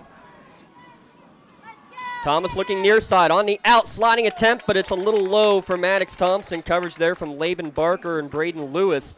And it's going to be a 3 and out for the Scotties. A good little pass on the out, but just a little bit low as Maddox couldn't quite adjust coming out of the break. Braylon Thomas is going to want that pass back. I think the minute he let go, he knew he left it short for his receiver. His receiver made a nice play on the ball to try to get to it. He would have been short of the sticks. It would have been an interesting 4th down call if they got it. It would have been about 4th down and 2. But now Thomas will go in punt formation, and they will go back on defense there to start the second half. Thomas, he's going to fake it on the throw. Has a man open, caught by Booker across midfield, makes a man miss. Across the 40, gets a block, down the sideline, and he's dragged out of bounds well late. This is going to be an extra 15 yards deep into the red zone. There's another Maley Chiropractic play of the game nominee. A fake punt on 4th down gains big yards. Yeah, we've seen Laurel do that earlier this year, and this time we see Union pull it out of the bags with their quarterback punter and Thomas. He sold it perfectly. Not only did he get that, he took that initial first step forward and then pulled up to throw that ball and had a strike, and then the yards after the catch was huge, and now the yards added on the personal foul penalty. What a great call and an opportunity for Union now, who are now from 4th down to the red zone. Make sure you stop by the red zone for all your sporting apparel needs. Lots of spirit wear for all the teams throughout the playoffs. Half the distance to the goal penalty. Marks it to the 12. Matt Stanley will be in the Wildcat. He's going to get a block from Mark. Bounces off the back of his twin. Cuts inside. Dragging a tackler inside the 5 down to the 4-yard line. 8-yard pickup for Matt Stanley. Huge play there. You got to love how he bounced outside. Got contained inside. Never gave up on the play. Moved to his left and poked the ball inside the 5-yard line. And there's 2nd down and 1. By the way, that is the 3rd 4th down conversion of the game for the Union Scotties. Amazing. Yeah. One of them set up a touchdown. One was for a touchdown. This one now has gotten Union in the red zone. It could give them a double-digit lead here.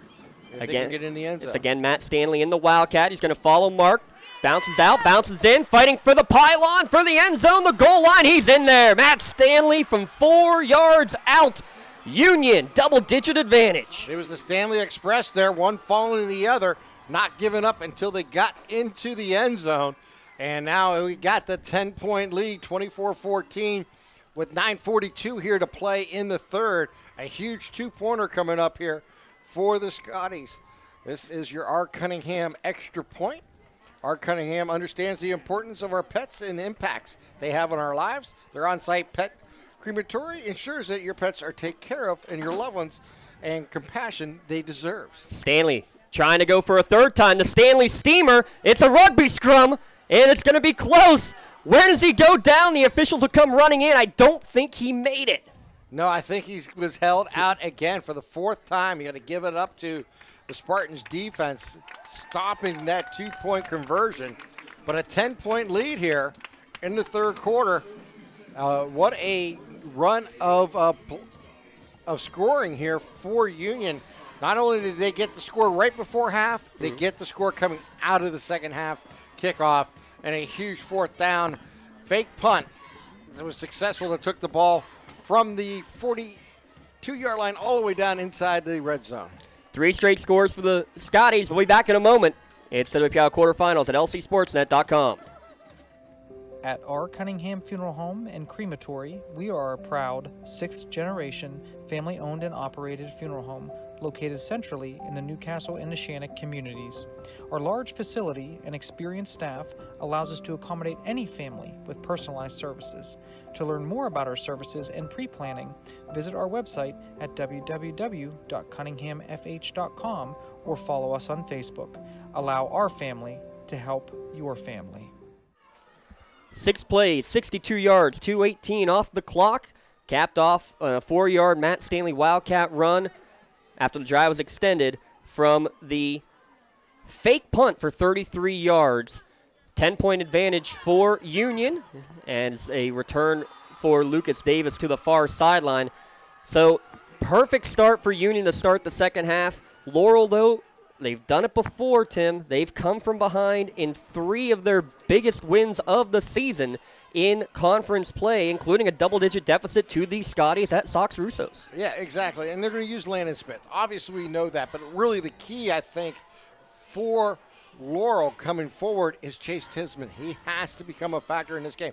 Not necessarily throwing the ball, but another option for this offense to use as a runner and see if that can happen. They don't have Ben Hannon. We haven't seen him in the last few weeks, so it's going to be important to have somebody else other than Landon Smith.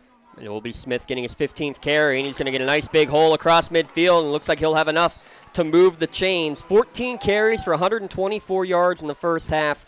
Add another 10 there on that first down carry. And again, the rest of the team right now, Tim, incredibly, -2 yards. Yeah. Issue here, though, Laurel moving in the wrong direction as there's a holding call right at the line of scrimmage. Yeah, 9-yard run just eliminated there on that.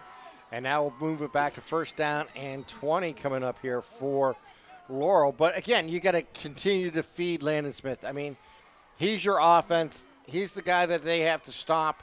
And then when you do that, maybe find a changeup. If that's Tinsman or if that's Haney or someone else who can run the ball. I mean, we haven't seen too many ends arounds here today or jet sweeps. Rain has kind of subsided. More of a miss going on right now as they do a little jet sweep end around for Colin Bartley. And I think you got to see a little bit more of that as Bartley with a big carry. Yeah, and that's exactly what I thought they may come back with. Brandon Porter was there for the stop. And that's why I was talking about it. They got to find somebody else to get the defense looking elsewhere for Landon Smith to become the valuable weapon that he is. He's going to make his plays no matter what when the ball's in his hands. But more importantly, you got to have some deception along the way. Yeah, Bartley with only his second touch on offense. He does have an interception defensively, and Smith upended immediately on this carry. No room whatsoever. I believe Brennan Porter, the first man coming through from the middle linebacker position. Yeah, and Jamel Michaels was there too. But more importantly, but I think that's the key, they got 5 yards on that play, even though they're just handing it off to Smith. 3rd down and 5. And Smith, we saw hobbled on the first carry of the game. And kind of talking at the halftime break here, Tim. Landon Smith, 5'8", 150 pounds. Not the biggest back in the world. Yeah, he's got 32 touchdowns on the year, but how is the body feeling after 10, now 11 games under his belt? He'll get the carry on 3rd and 5, and he's got a big hole, and he's got the first down. That's the key, though. I mean, his ability to find open holes and scamper through and use that speed. He's at full speed after 2 steps. There's no question about it. After that first or second step, he's full speed, and it's difficult to bring him down because he's so small and he's able to elusive, and he sees the field so well. Needed 5, picked up 7. That's unnecessary, sir. We'll do that. Yeah. Makes it a little easier. No, we're not going to attack players. That's Bush. Play action. It's a backwards pass to Bartley. He's going to try to get to the corner, and a good job chasing him down. Mike Gunn, I think the first one to make the hit, had a little bit of help from his friends. Huge loss. Exactly. We have a penalty flag after the play, so we're going to have a post-play personal foul coming up here. Yeah, Union was excited after that 5-yard loss, but I think they just gave all 15 back. Somebody said something a little bit too loudly over on the Union sideline.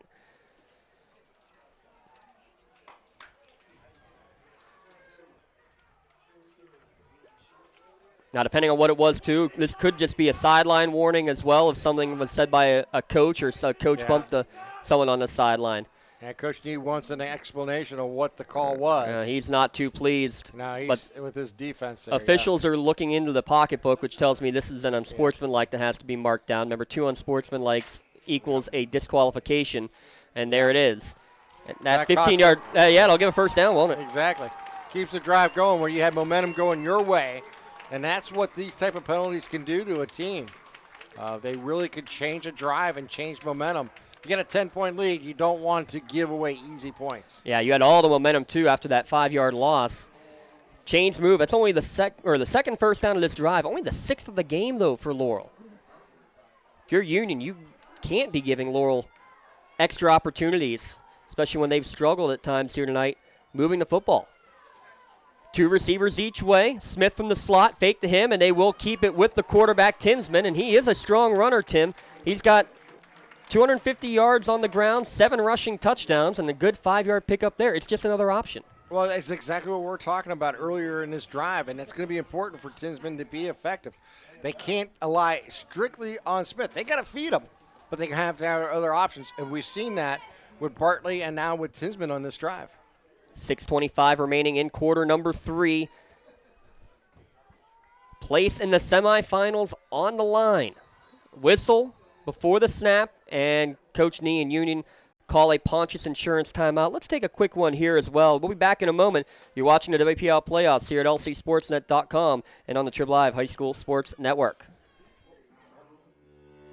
For 20 years, Maley Chiropractic has treated athletes of all ages to help them get safely back to the top of their game.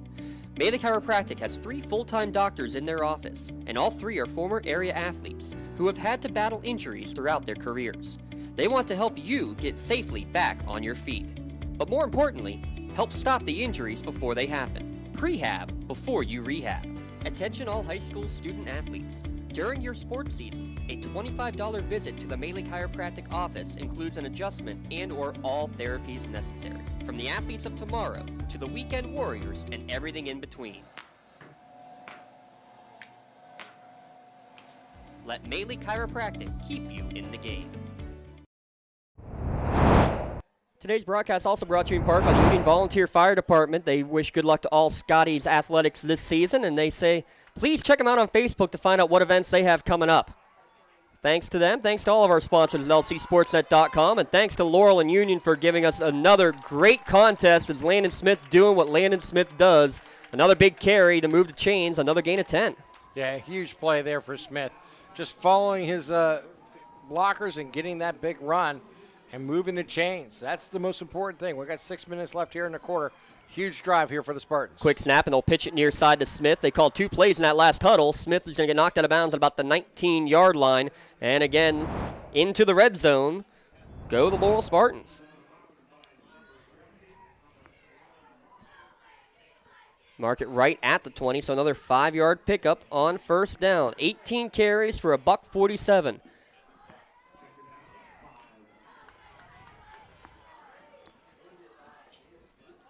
Checking to the sideline. We're down to 5:30 remaining in quarter number 3. Union has scored the last 3 touchdowns of this contest. Laurel has won 24 of the last 28 games these two teams have played. Fake to Bartley. Again, huge hole for Smith. Counter. A Mack truck in front of him, diving for the pylon. Did he get there?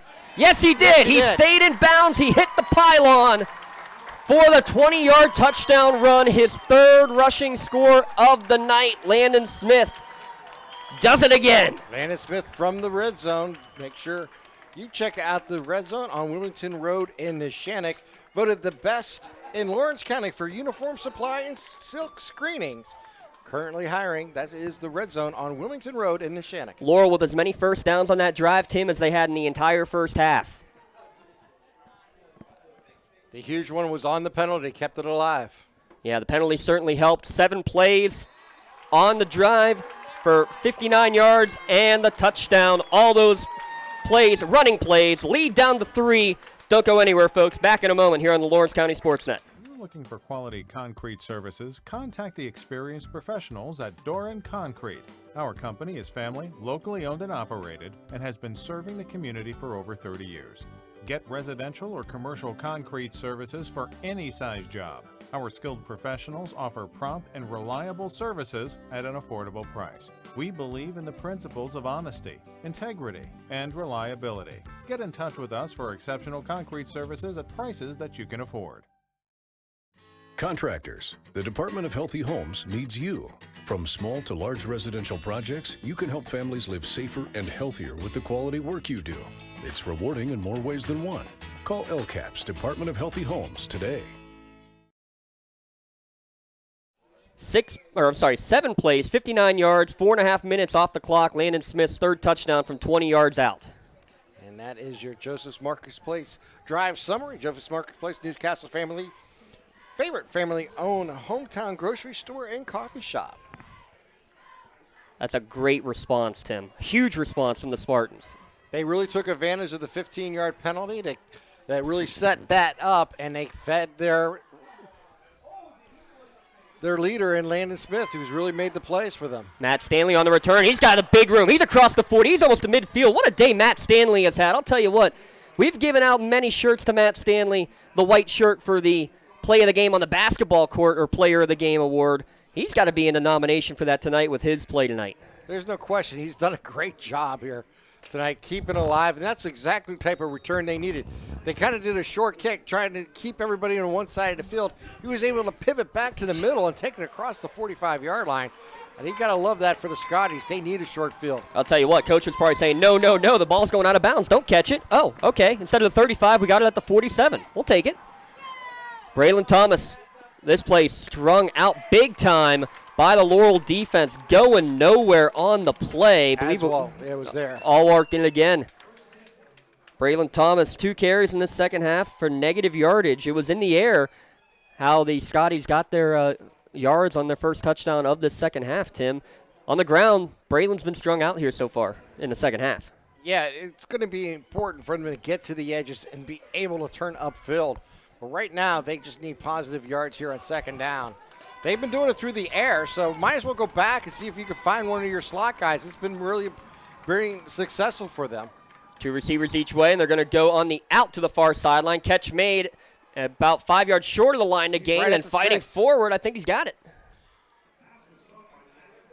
Maddox Thompson yet again. He's been targeted plenty of times tonight. That one for an 11-yard gain in the first down. Yeah, that was an important play there for the Scotties to keep this drive alive. And they needed a big play because it was second down and 11. They had to come through, and it was not just the catch, but the yardage after the catch was important. 10 of 17 throwing the ball for 206 yards unofficially right now for Braylon Thomas. We're down to 4 minutes remaining in the third quarter. Scotty's trying to extend a 3-point lead. Tucking and running will be Braylon Thomas towards the near sideline. Hesitates, cuts inside, makes the man miss, but good job to continue the pursuit from behind by Aiden Collins because there was some space in front there for Braylon Thomas. Yeah, he was. He really waited for his blocks to arrive, and then he was able to just make that nice cut downfield and turn it up for an extra 6-7 yards. Really impressive play there by Thomas, and they're going to continue this drive here on a second down and short. They're going to bring in the Wildcat. The Stanley Steamers in the backfield. Mark now to the left of Matt. High snap. Good job to handle it as it was a rocket sent back by the center Mason Benedict, and Matt does just enough to gain a couple of yards and move the chains. Did what he wanted to do, get across the line of scrimmage and pick up that first down. Aiden Collins was there to make the stop, but most importantly, it's a first down here for the Scotties. And how about this, too? When they do that, most often you do see Braylon Thomas go to the sideline. How big is it to get that quick breather? It is important. I think with the amount of as you're in a Class A, you just don't have that many players. So, and a guy who's going to play both offense and defense and special teams, anytime you can give him a short breather, that's a good thing. He's back in there in the gun. He'll take the snap, goes through his hands. He's going to pick it back up, come to the near sideline. Good stiff arm, and he puts Laban Barker to the ground, but credit to Barker to hold on and drag him down. Wow. I tell you what, that is impressive on both sides of that play. Thomas being able to recover from the bad snap, pick the ball up, roll to his left, make a strong run, and the defense is there not to give up and let him turn a tough play into a big play, and now brings up second down and 9. This will be the 6th play of the current drive.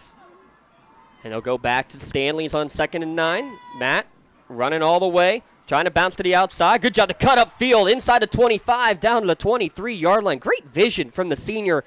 Tim, I got to say it again. He hasn't played football in 4 years. Yeah, you can see, though, the athlete that he is and using his basketball skills to look downfield and be able to make adjustments. As you know, in basketball, you're always cutting to the hoop and making plays. He's doing the same thing with his blockers. He's watching them get in there, and then he's finding ways to cut back and get those big runs here for the Scotties. So you're saying those point guard skills are paying off? Absolutely. By the end of this basketball season, Tim, he's likely going to be the all-time leading scorer in Union history, passing his dad and head coach Mark Stanley in the process. Coming under center is Thomas, and he's going to get stuffed. What a read coming through. First man was actually, it was Michaels who finished it off, but Aiden Collins read it initially and made the first hit. Great job to make that read when they saw Thomas coming under center. And that's the key. You know, that's one of the problems you have when you're not under center enough. But you hope that your offensive line is ready for that scenario. Again, I wouldn't be afraid to use Thomas underneath the center again. I mean, you got the Stanley, so getting the ball to either one of them is a great play. Yeah, Matt's been doing well running the ball on 4th and 1. High snap. Watch out. He's going to break outside, and because of the high snap, the timing's all off. Huge Medor Bonner change in possession there as Laurel stands firm yet again. Yeah, huge is exactly it. On that MedorBonner.com, your community firm with the personal connections and individual service on that change of turnover on a change on 4th down, but a huge play to keep Union from answering the Spartans' touchdown here in the third quarter.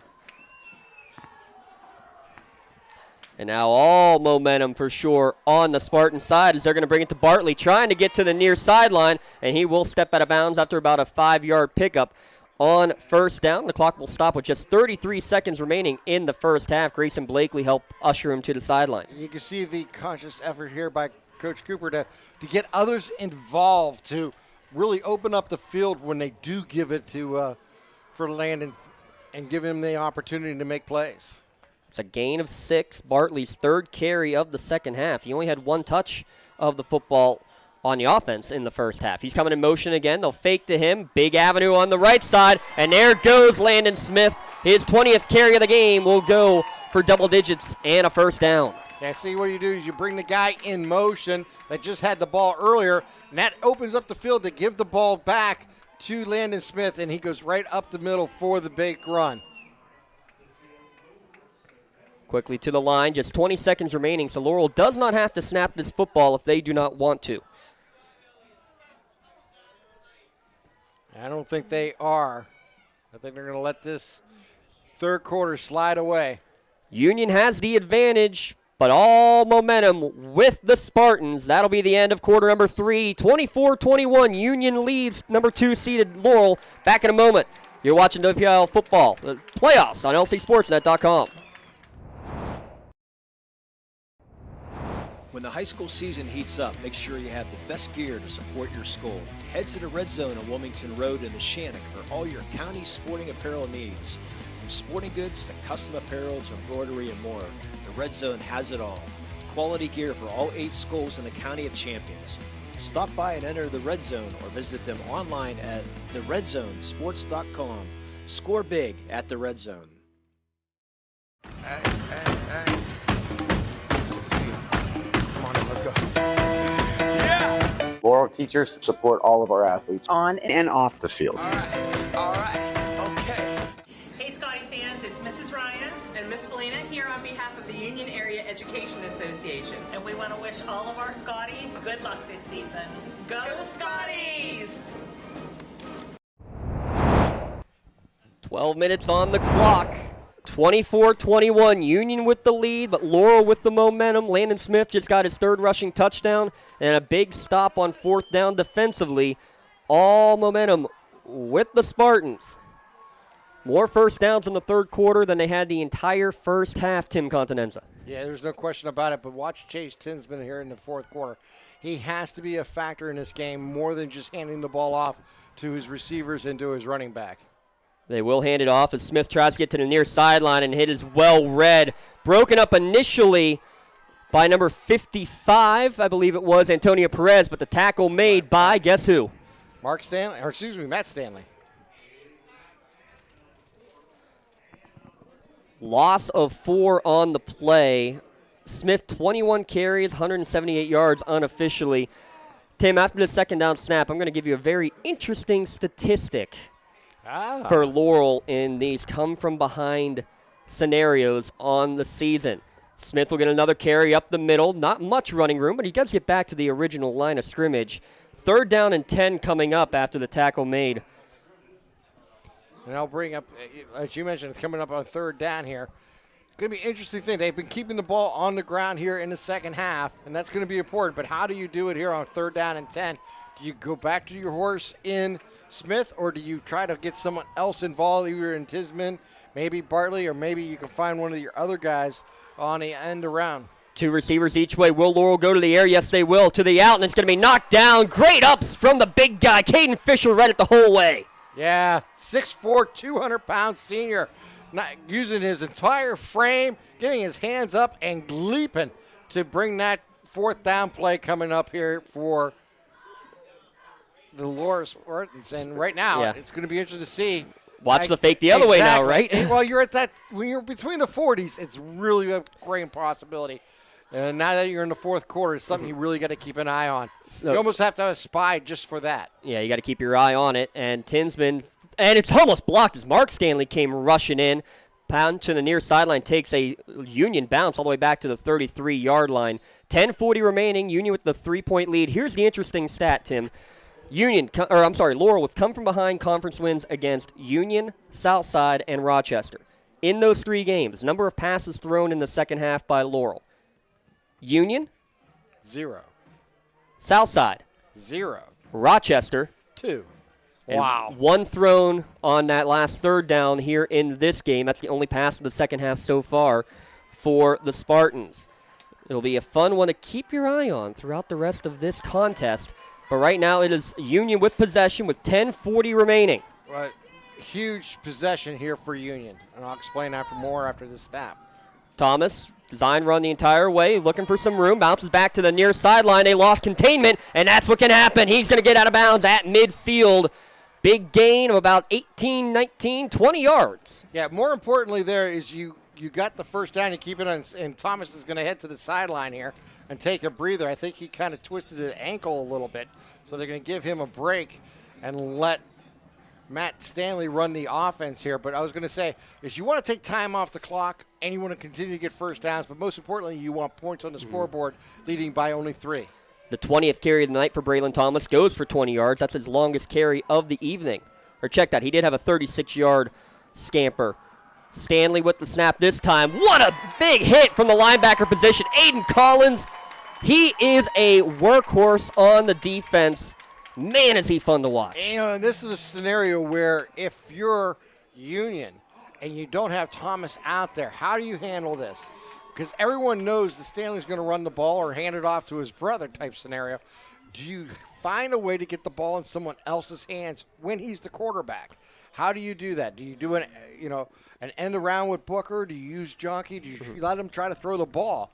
You have to do something to change the eyes of the defense. I think we have one handoff tonight. Mike Gunn with a handoff. That's it. Everything else has been Wildcat direct, snap, direct run using the extra blocker as Stanley does here. Upended near the line of scrimmage. Gain of 2 on that carry. Yeah, it's a tough scenario to ask someone who maybe doesn't practice that type of play very often to run one in a game.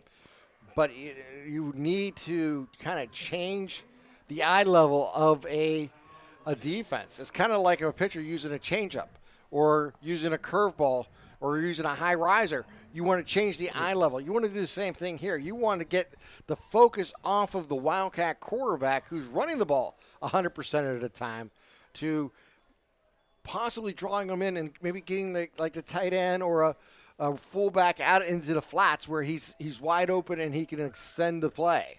So we'll be interested to see if they try to do kind of a jump pass type scenario with a quarterback who's not your everyday quarterback in Thomas. Well, we have to make a special announcement here, Tim, during this injury timeout. Looks like just a cramp for one of the Spartan players down there. We'll get the information on who it is who is down at the moment. But first, have a very important announcement because it is Veterans Day here today, and a very fun ceremony. Every year at Union High School, they have the Veterans Day ceremony, but an interesting and very unique keynote speaker as part of it, Private Josh Toman, who is a senior at Union right now, already enlisted in the United States Army National Guard, class of 2023.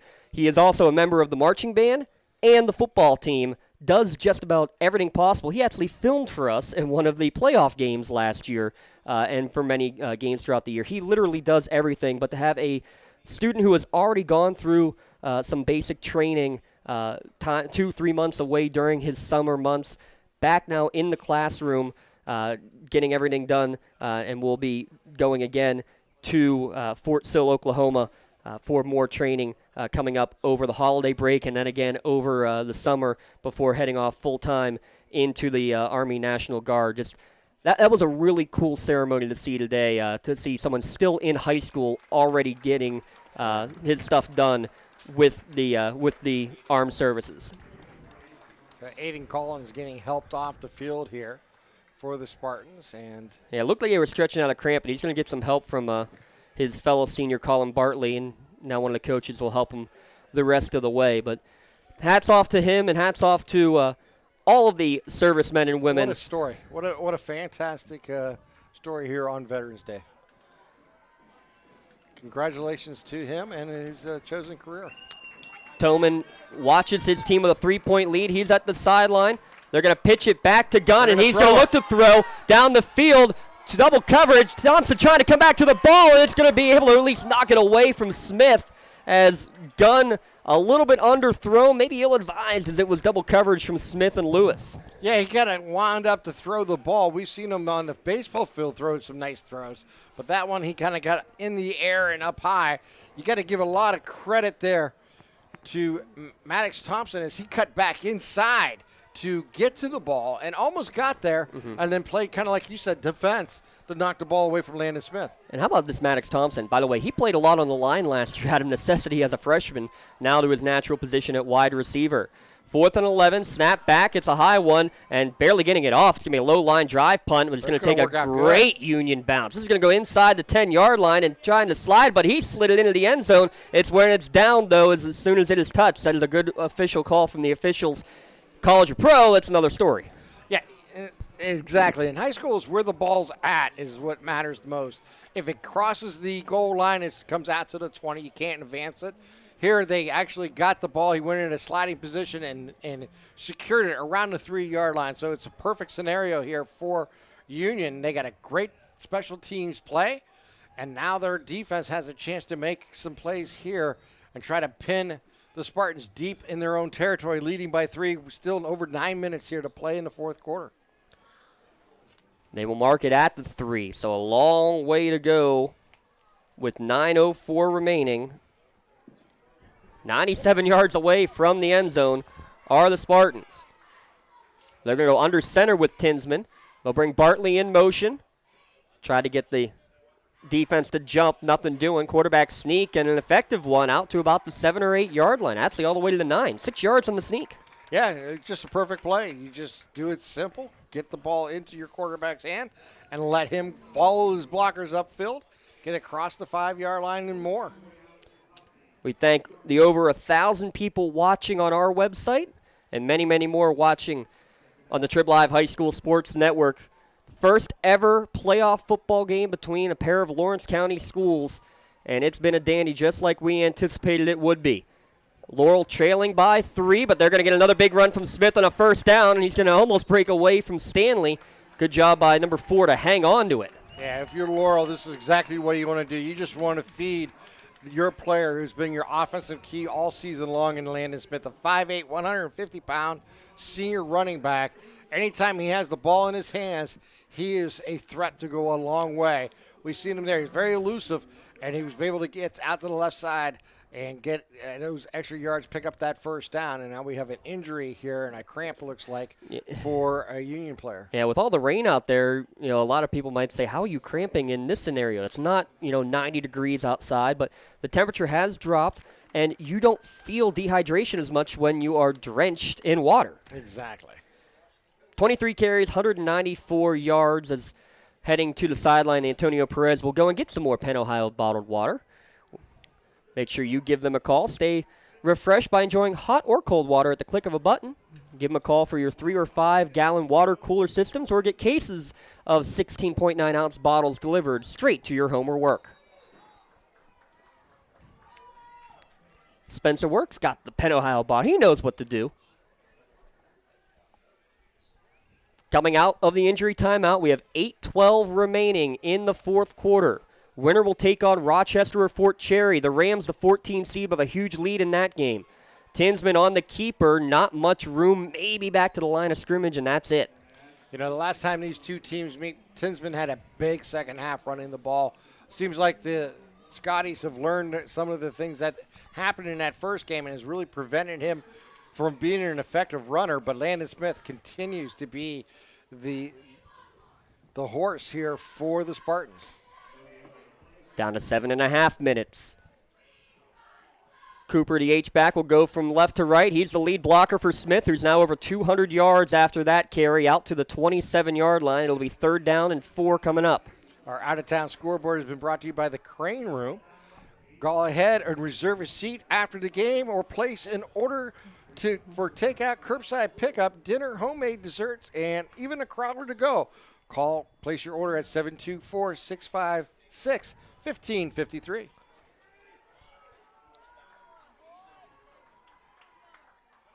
On 3rd and 4, dropping back, trying to set up the screen to Smith. It's well read, and it's going to be picked off. It is one-handed pick by Matt Stanley.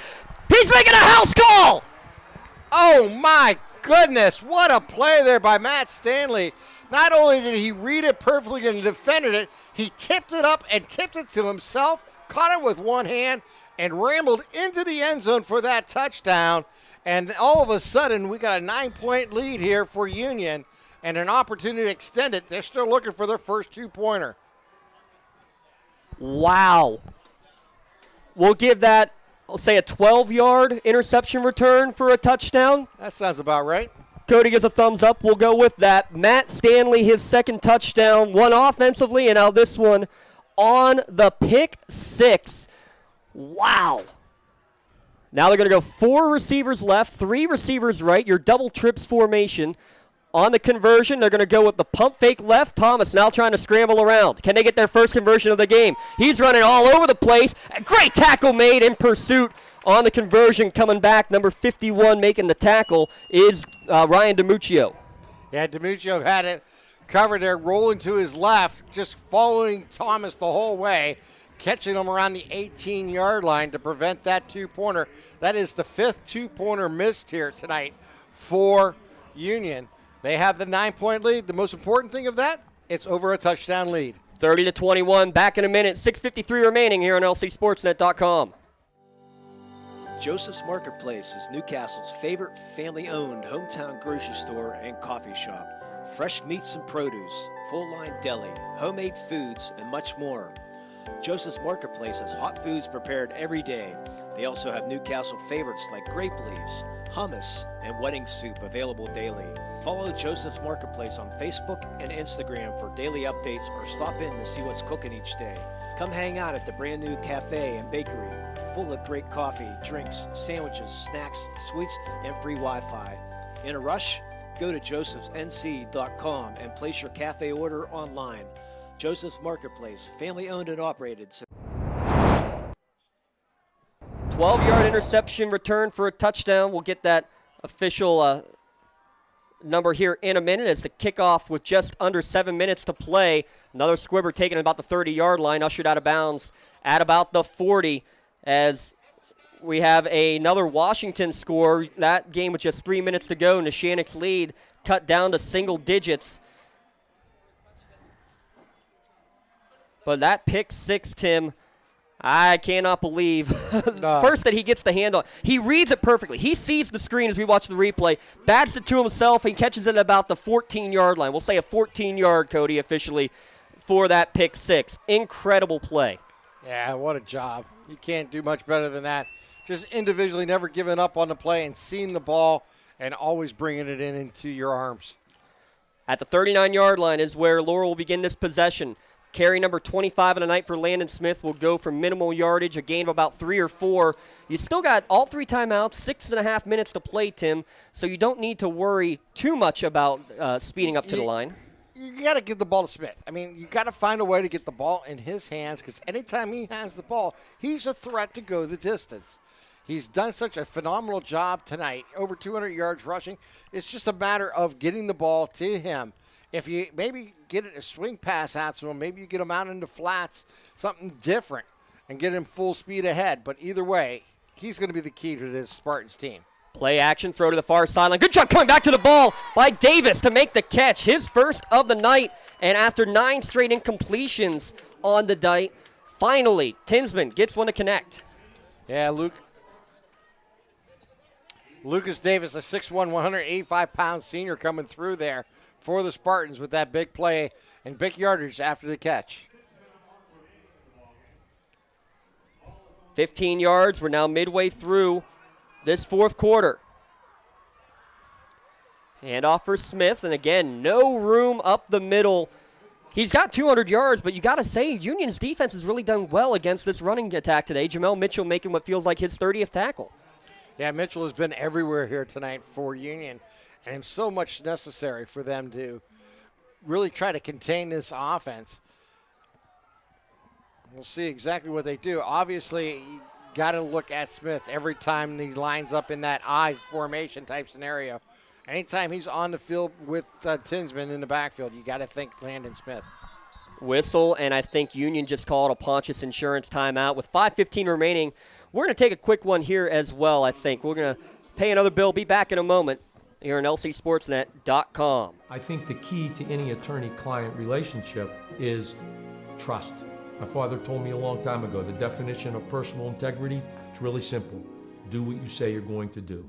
At LGKG, we've been doing that for over 80 years. Looking for for a unique way to expand your business? Advertise on the Lawrence County SportsNet and be seen by thousands of viewers in the area and around the country on over 100 broadcasts each year. Visit lcsportsnet.com and click Advertise with LCSN. Back to the action with 5:15 remaining. And a 9-point advantage. You can tell the Laurel faithful are wanting to be a little more quick here. A really important possession here for the Spartans, not to overstate it. And they're going to their bread and butter, trying to get Smith, because all it takes is one big run, but again. Yeah. We got an injury, though, on the front. He got up on his own, so that's good to see. This is right now Smith, 27 carries. He's your workhorse, but you wonder how much more load he can put on his back. Yeah, it looked like Colton Hill was hobbling after that play for the Spartans. Bartley in the slot to the right, 3rd down and 8. Spartans running low on time here, Tim. 4:45 remaining. Yeah, that's why I'm saying this possession is very important. Take the time out, talk it over. Make sure you get the play that you want to run here. If you see a defense you're not familiar with, or you see a scenario that you're not lining up properly, it's worth it, because you're down by 9. You're going to have to score twice. How that you make that 10 points, that is, depends on scenario, but you have to at least get a score here to cut it within one score. While the teams get a drink of water, let's give a shout out to our friends at Penn Ohio Bottled Water. Don't get left out to dry. Call the Penn Ohio Bottled Water Company for the fastest and most efficient bottled water delivery service in the area. Penn Ohio offers bottled water ranging from 16.9-ounce bottles to 5-gallon jugs, perfect for your next event or office water cooler system. Also, don't forget to ask about their custom labeling options. Visit PennOhioBottledWater.com for more information and to get a quote on their delivery services. Whether it's at home, in the office, or on the sidelines, Penn Ohio has you covered. 3rd down and 8 as we return. Tim, what's the playbook going to say? Obviously, you got to find the way to get the ball. Either fake to Landon Smith and try to go downfield, or you're just going to give the ball to Landon somehow, some way. Press coverage on the near receiver, not giving any chance for Haney to get off the line. It is going to be a Smith run. It'll make it 4th down and manageable. He picked up 4. They need 4 more. Matt Stanley on the stop there for Union, but that's exactly what you wanted to do. If he got the first down, fantastic. The drive continues, but now you got a very manageable situation here. I wouldn't mind seeing some type of a play action and try to bring in that defense and maybe freeze them a little bit, because they're going to be keen on Smith. Allward just checked out of the game. He was in there as a lineman on the last play. 4th down and 4. This could be the ball game if Laurel cannot convert. H-back is Cooper coming in motion. They will hand it off to Smith. He's going to bounce it to the outside. Dragged down from behind. Matt Stanley. What more can you say? He's had an amazing game, both offensively and defensively. And defensively, I don't know if he came up with a bigger play there than stopping the horse in Landon Smith after he gained a couple yards, needing 4, only got 2, and they'll turn the ball over on downs. With 3:57 remaining, the Medora Bonner Law change in possession. Make sure you take care of your possessions with flexible appointment hours. Medora Bonner Law has a team of experienced lawyers and staff always ready to help you. 3:57 remaining. Ball at the 34-yard line. 2 Spartan timeouts remaining. Right now, if you're Union, gain yardage, don't go out of bounds, and hold on to the football. Braylon Thomas the entire way. No gain on the play on his 21st carry of the night. Yeah, this is where you're going to milk the clock. You don't have to get it off early. You have 40 seconds in between these running plays. You want to take advantage of that and get your play in. Make sure everybody's situated, but you got plenty of time. Just let that clock run.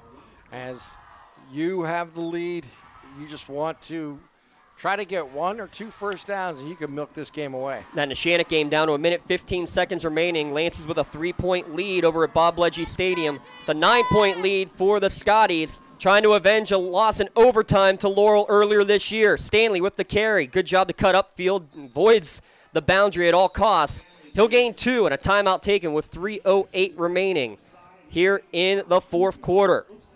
We'll keep it right here with 3:08 left. If you're just joining us, you've missed a dandy of a ball game. Laurel's Landon Smith with 3 touchdown runs. Union had 3 straight touchdowns, 2 in the second quarter and the first of the third quarter to take a 10-point advantage. Laurel drives right back down. Smith gets his 3rd touchdown run of the game. After stopping Union on their next drive, Laurel looks like they have a chance. They're trying to set up a long drive. A 3rd down screen pass is read by Matt Stanley perfectly from his linebacker position.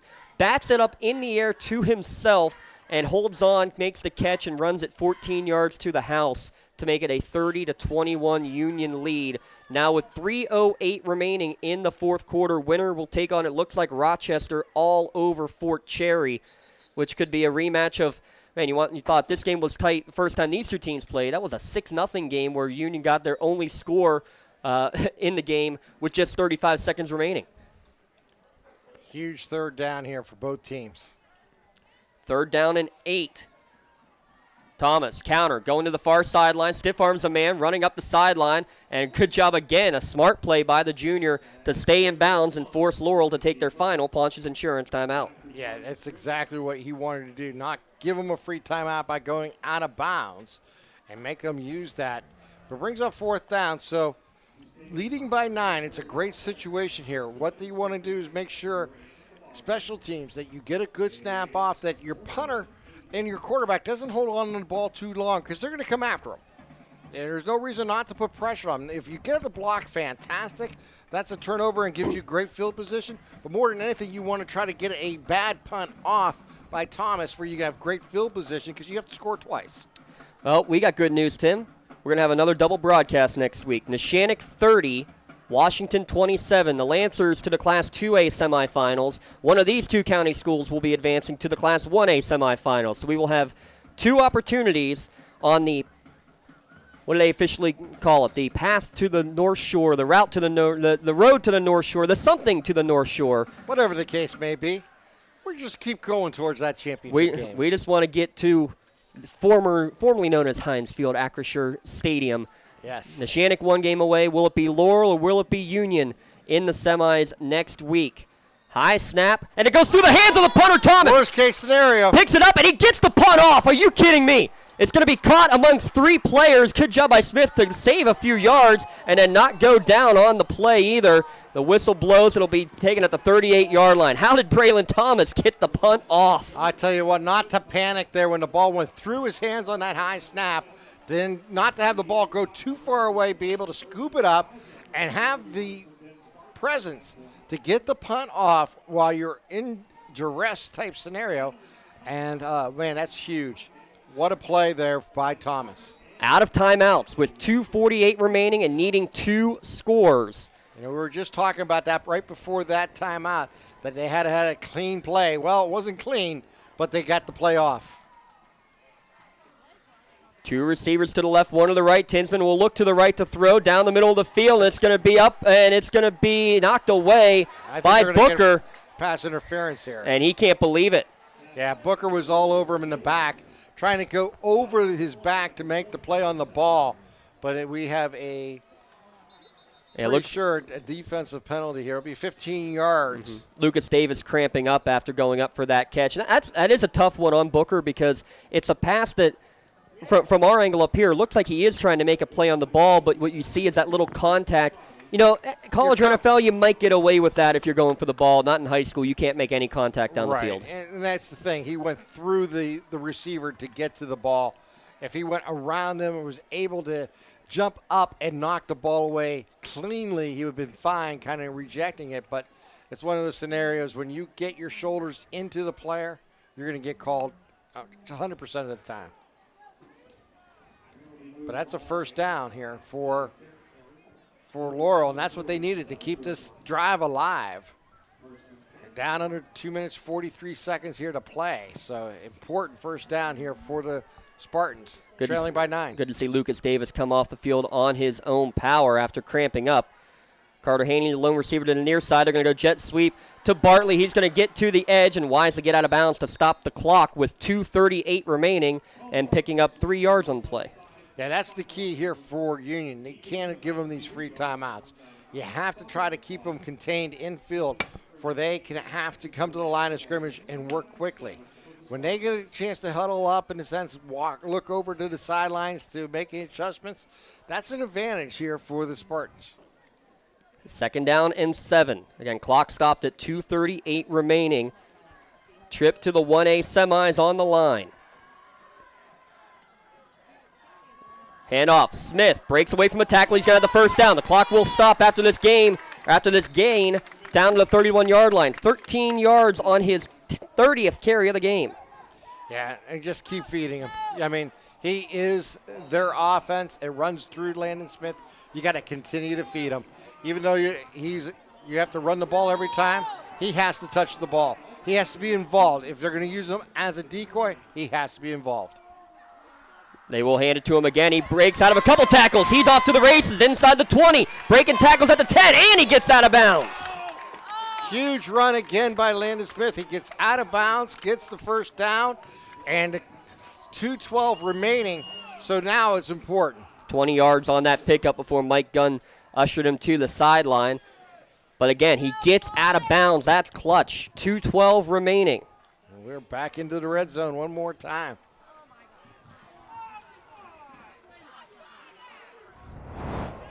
Spartan fans telling their team to hurry up. The clock's not running. They're fine. Yep. They can take their time on this first down play. That's the key. They get to really examine the defense and see what they want to run. And a little miscommunication. They do get the handoff. Looked like Tinsman was thinking to throw it and then handed it off quickly. It was kind of an RPO type thing they've been running where he makes the decision late, and that time he did. He got it into the hands of Smith to get that handoff and the advancement close to the 5-yard line. Stanley has to have about 10 tackles now, too. He gets another one there. Smith, big hole on the right side. He cuts it inside after a nice block on the edge from Jack Miles. He runs it in, his 4th touchdown, this one from 6 yards out. And with 1:49 on the clock, Laurel's cut it down to a 1-score game. Yeah, all they need to do is kick the extra point here. Be successful here, and this is really going to be an important kickoff coming up here. They probably squid kick, onside kick coming up, so you're going to have your hands team ready if you're Union. 5 plays, 64 yards. Buchter on to attempt the Cunningham Funeral Home extra point. It is up, and it is just inside the right upright. 30-28. Be back in 30 seconds after this timeout. I think the key to any attorney-client relationship is trust. My father told me a long time ago, the definition of personal integrity, it's really simple. Do what you say you're going to do. At LGKG, we've been doing that for over 1:49 remaining. That drive, 5 plays, 64 yards, down to 1:49 remaining. Landon Smith now with 33 carries, 253 yards, and 4 touchdowns. But here comes the all-important onside kick. No timeouts remaining for Laurel, so this is basically your season right here for the Spartans. It is. You got to have your hands team out and ready here for Union. And very important special team play here coming up for Buchter and the Spartans, as you don't want to have anybody go off sides. If you want to do, it looks like they're going to go to the long side of the field here. They need to get into a legal formation, though. You need they 4 players on that side. 4 players on one side, exactly. They're going to bring Jack Miles to that side, the freshman who stepped in with the cramp injury of Lucas Davis. So here it is.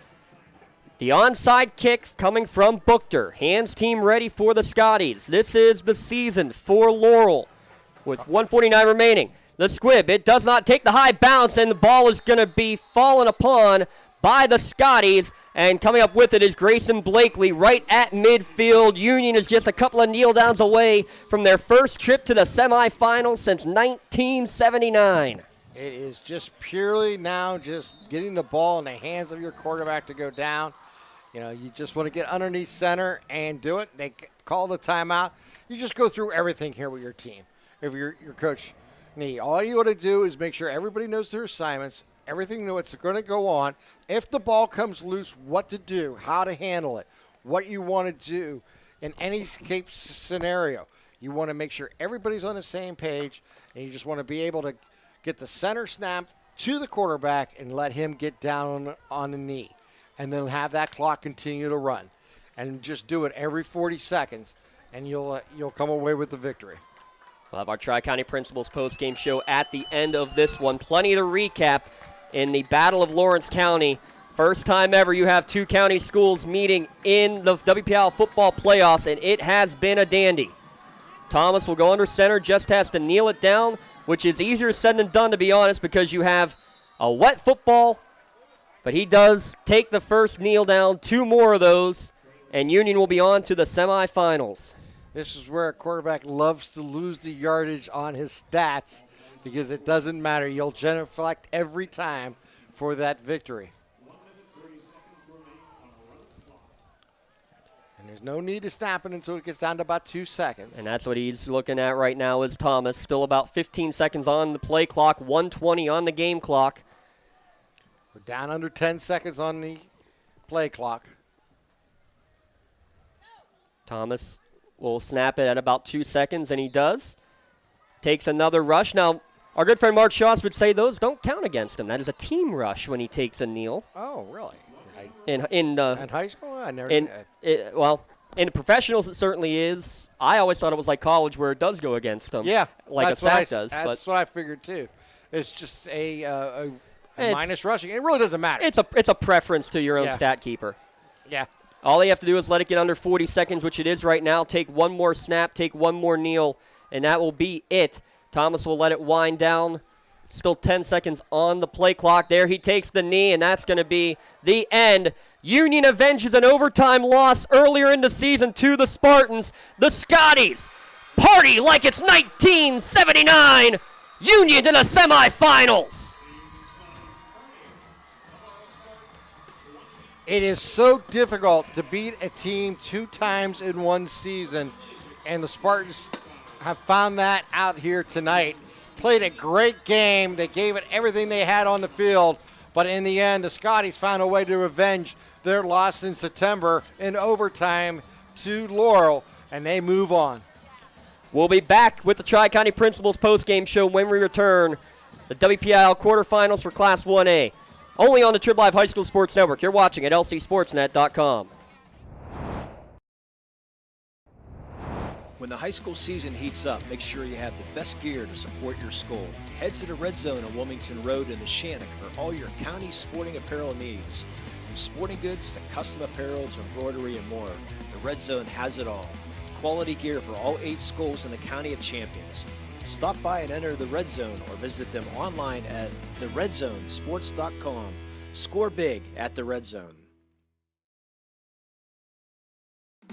In need of a lawyer? Contact Medore Bonner Law, a boutique firm offering tailored legal services in over 120 years legal experience. County residents with strong family ties to the community, Jason Medore and Michael Bonner established Medore Bonner Law to provide clients with legal expertise and personal attention. Guided by their professional staff, you can feel confident your rights will be protected. Call attorneys Jason Medore or Michael Bonner, or visit MedoreBonnerLaw.com for more information.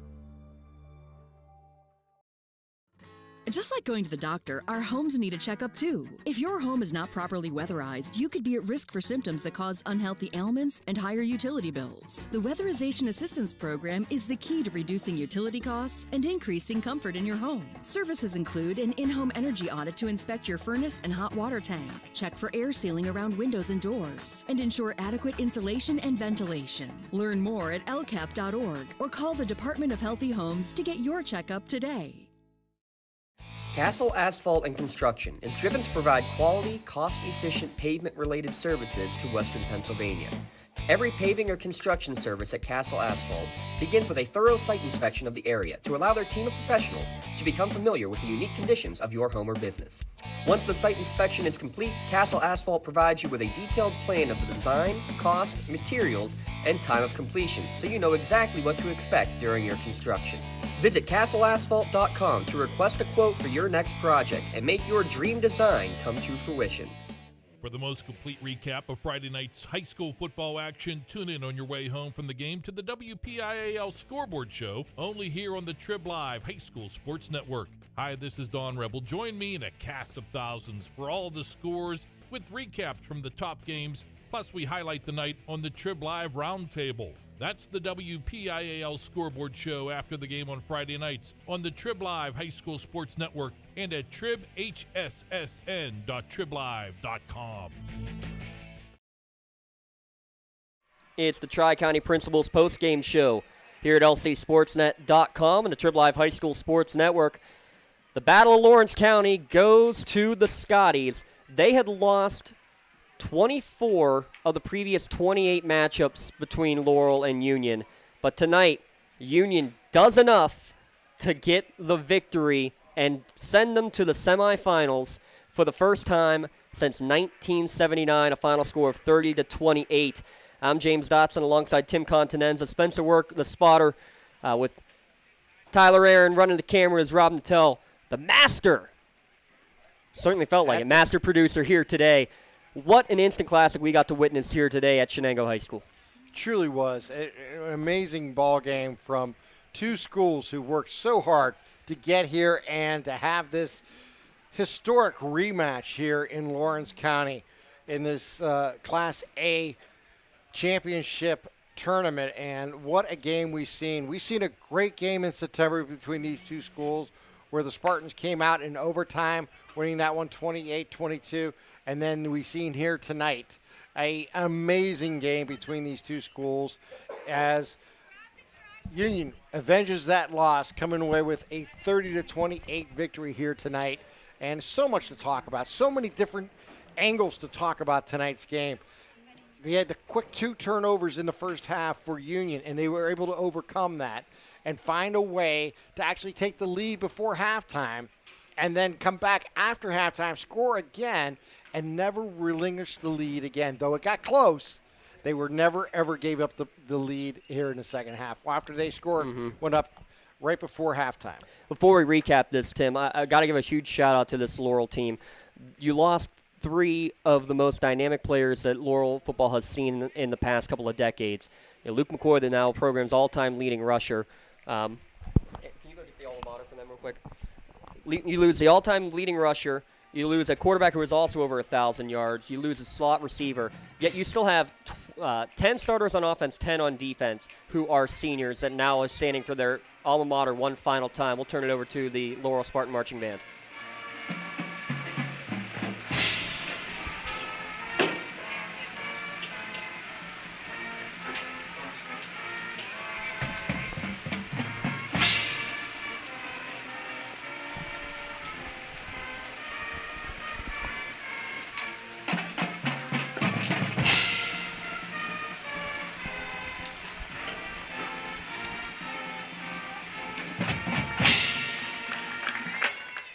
Tim, you obviously have to feel for those all those seniors had such an incredible season, and just Laurel kind of ran into a team of destiny last year in the second round. They lost 6-0 to Sarah Catholic at home, and then this game here tonight against a team they had beaten earlier in the year in a tight contest. You knew it would be another one here tonight. They left it all on the field.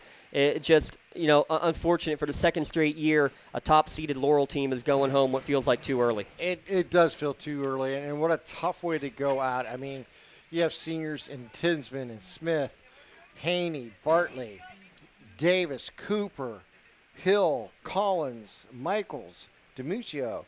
I mean, it's just amazing amount of seniors, and I'm probably forgetting others who made contributions to this team. But what a season they had, and what a performance they put on the field each and every week.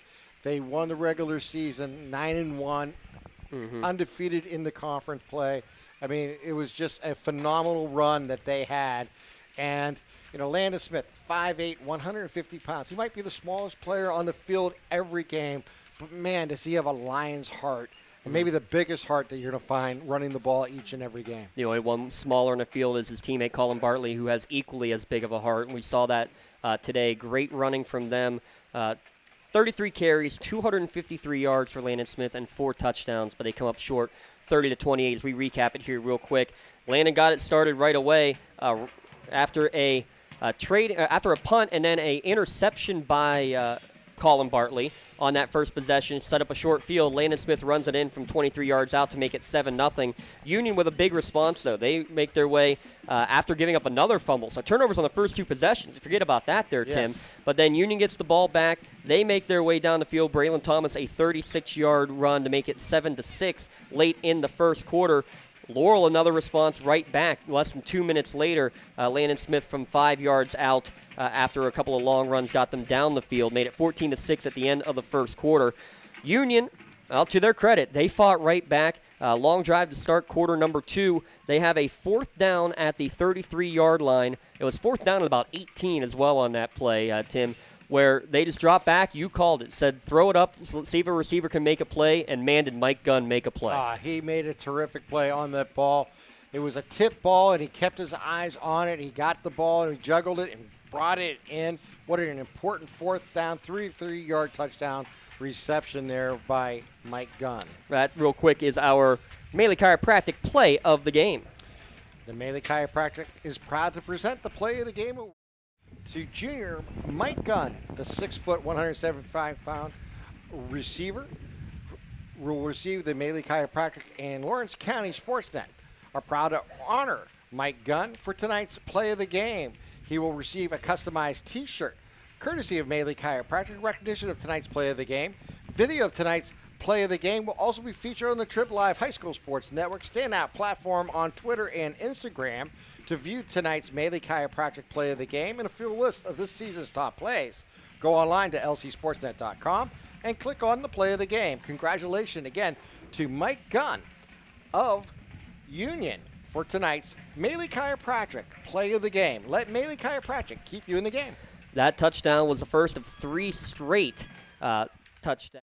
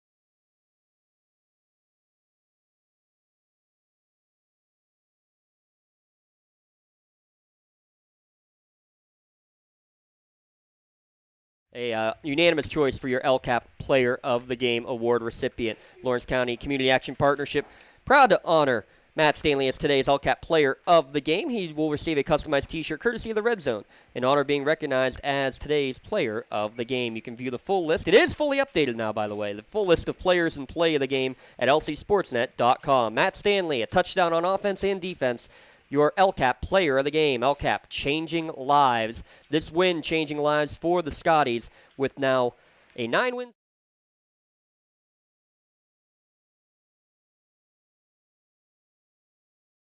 season. Just coaching pedigree he has. He knows championship football. He had this team ready to go here tonight, Tim. You know what? is so important to change an atmosphere of a team and bring the players together and get them ready for a season. And this team could just continue to grow. As it had a couple setbacks this season, they were able to put winning streaks together. And that's really the key. And they're on their third big winning streak now. End of the regular season. On a win. They got two more here in the playoffs. They continue to roll. And they're a fun team to watch. They have a lot of players. They're dynamic on the field. And they can make plays. And they're giving themselves opportunities. Obviously, they have some situations that they need to clean up. And they will. And they'll continue to move forward. This team has been, what a joy to watch this season under Coach Nee and what he's able to do. I'm just impressed with how he's taken over a program that traditionally the last few years has not been able to have a winning season, to come out with an 8-3 season, now 9-3, and just continues to roll. It was a packed house here with the downpour rain all night, Tim, and everybody here in attendance at Glenn Pop Johnson Stadium, Frank Bongivengo Field, certainly were able to enjoy an instant classic. Oh, this is going to be remembered for years, and we got it on video, so everybody can say they were here and stay dry. Yes. They watched every play here, courtesy of LCSportsNet.com. Glad to be here. I'll tell you what, this is what's exciting when you get into November and you get to play playoff games, and you get to see these young men really put everything on the field for both sides. And we've seen history tonight in Lawrence County between these two schools facing each other in the playoffs in the single A. So it's just really impressive. And congratulations to Laurel for what they achieved this year. And I think they'll be very proud of what they have done this year and moving forward. But congratulations to the Scotties from Union as their season continues. And their story is yet to be written. So it'll be fun to see them in the semifinals next week. So the bracket real quick. A double-digit team will be going to Acrisure Stadium. Union the 10 versus Rochester the 14 next week. Union actually will be considered the home team as a 10 seed next week. Could be right back here, in all honesty, when you think about it. That would be nice. That would be very nice. Between Union and Rochester, man, what a rivalry that has been for generations. Yes. And now they're playing in the WPIAL semifinals. On the other side, Canevin, the 1 seed, against Southside, the 5 seed. So 3 of the 4 Big 7 conference teams are in the semifinals. The only one who is not is the team that had to face another Big 7 conference foe. Unfortunate, again, for this Laurel Spartans squad. It just shows you the competition within the Big 7 and why there was 4 teams in it and why they were able to get a double-digit team into the semifinals. It's not surprising because of the ability of the competition that you have between these schools. They're so close. They know each other. That makes the rivalry even more intense. And then to have a playoff game on the line between these two schools for the first time. Their 50th meeting between these two schools. I mean, we couldn't write a better script coming in tonight's game. And then the players delivered. Yes. With an amazing game from both sides. That you hate to see a loser, do you? Yeah, you can't, like I said, you'll never forget how well the Spartans played tonight. Yes. And you'll never forget the season Landon Smith has had and how he led this team with 4 touchdowns tonight and everything that they have achieved. It's unfortunate, but this is what playoffs are about. Mm-hmm. You put 2 teams on the field and you let them battle it out. It became basically a 1-point game tonight, and an amazing thing to watch. It was fun to watch, and it was a privilege to be here, and I can't wait to see how Union handles their next opponent.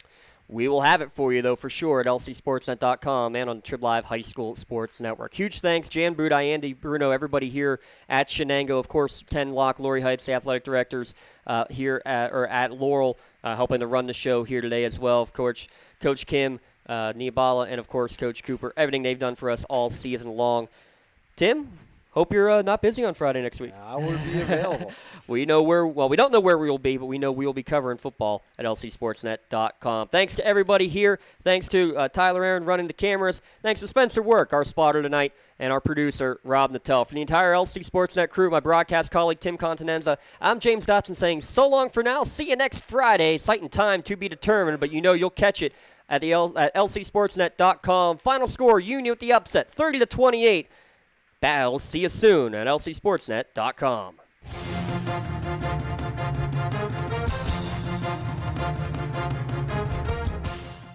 Your voice for Lawrence County sports. The gold ball headed home to Newcastle. This is the Lawrence County SportsNet.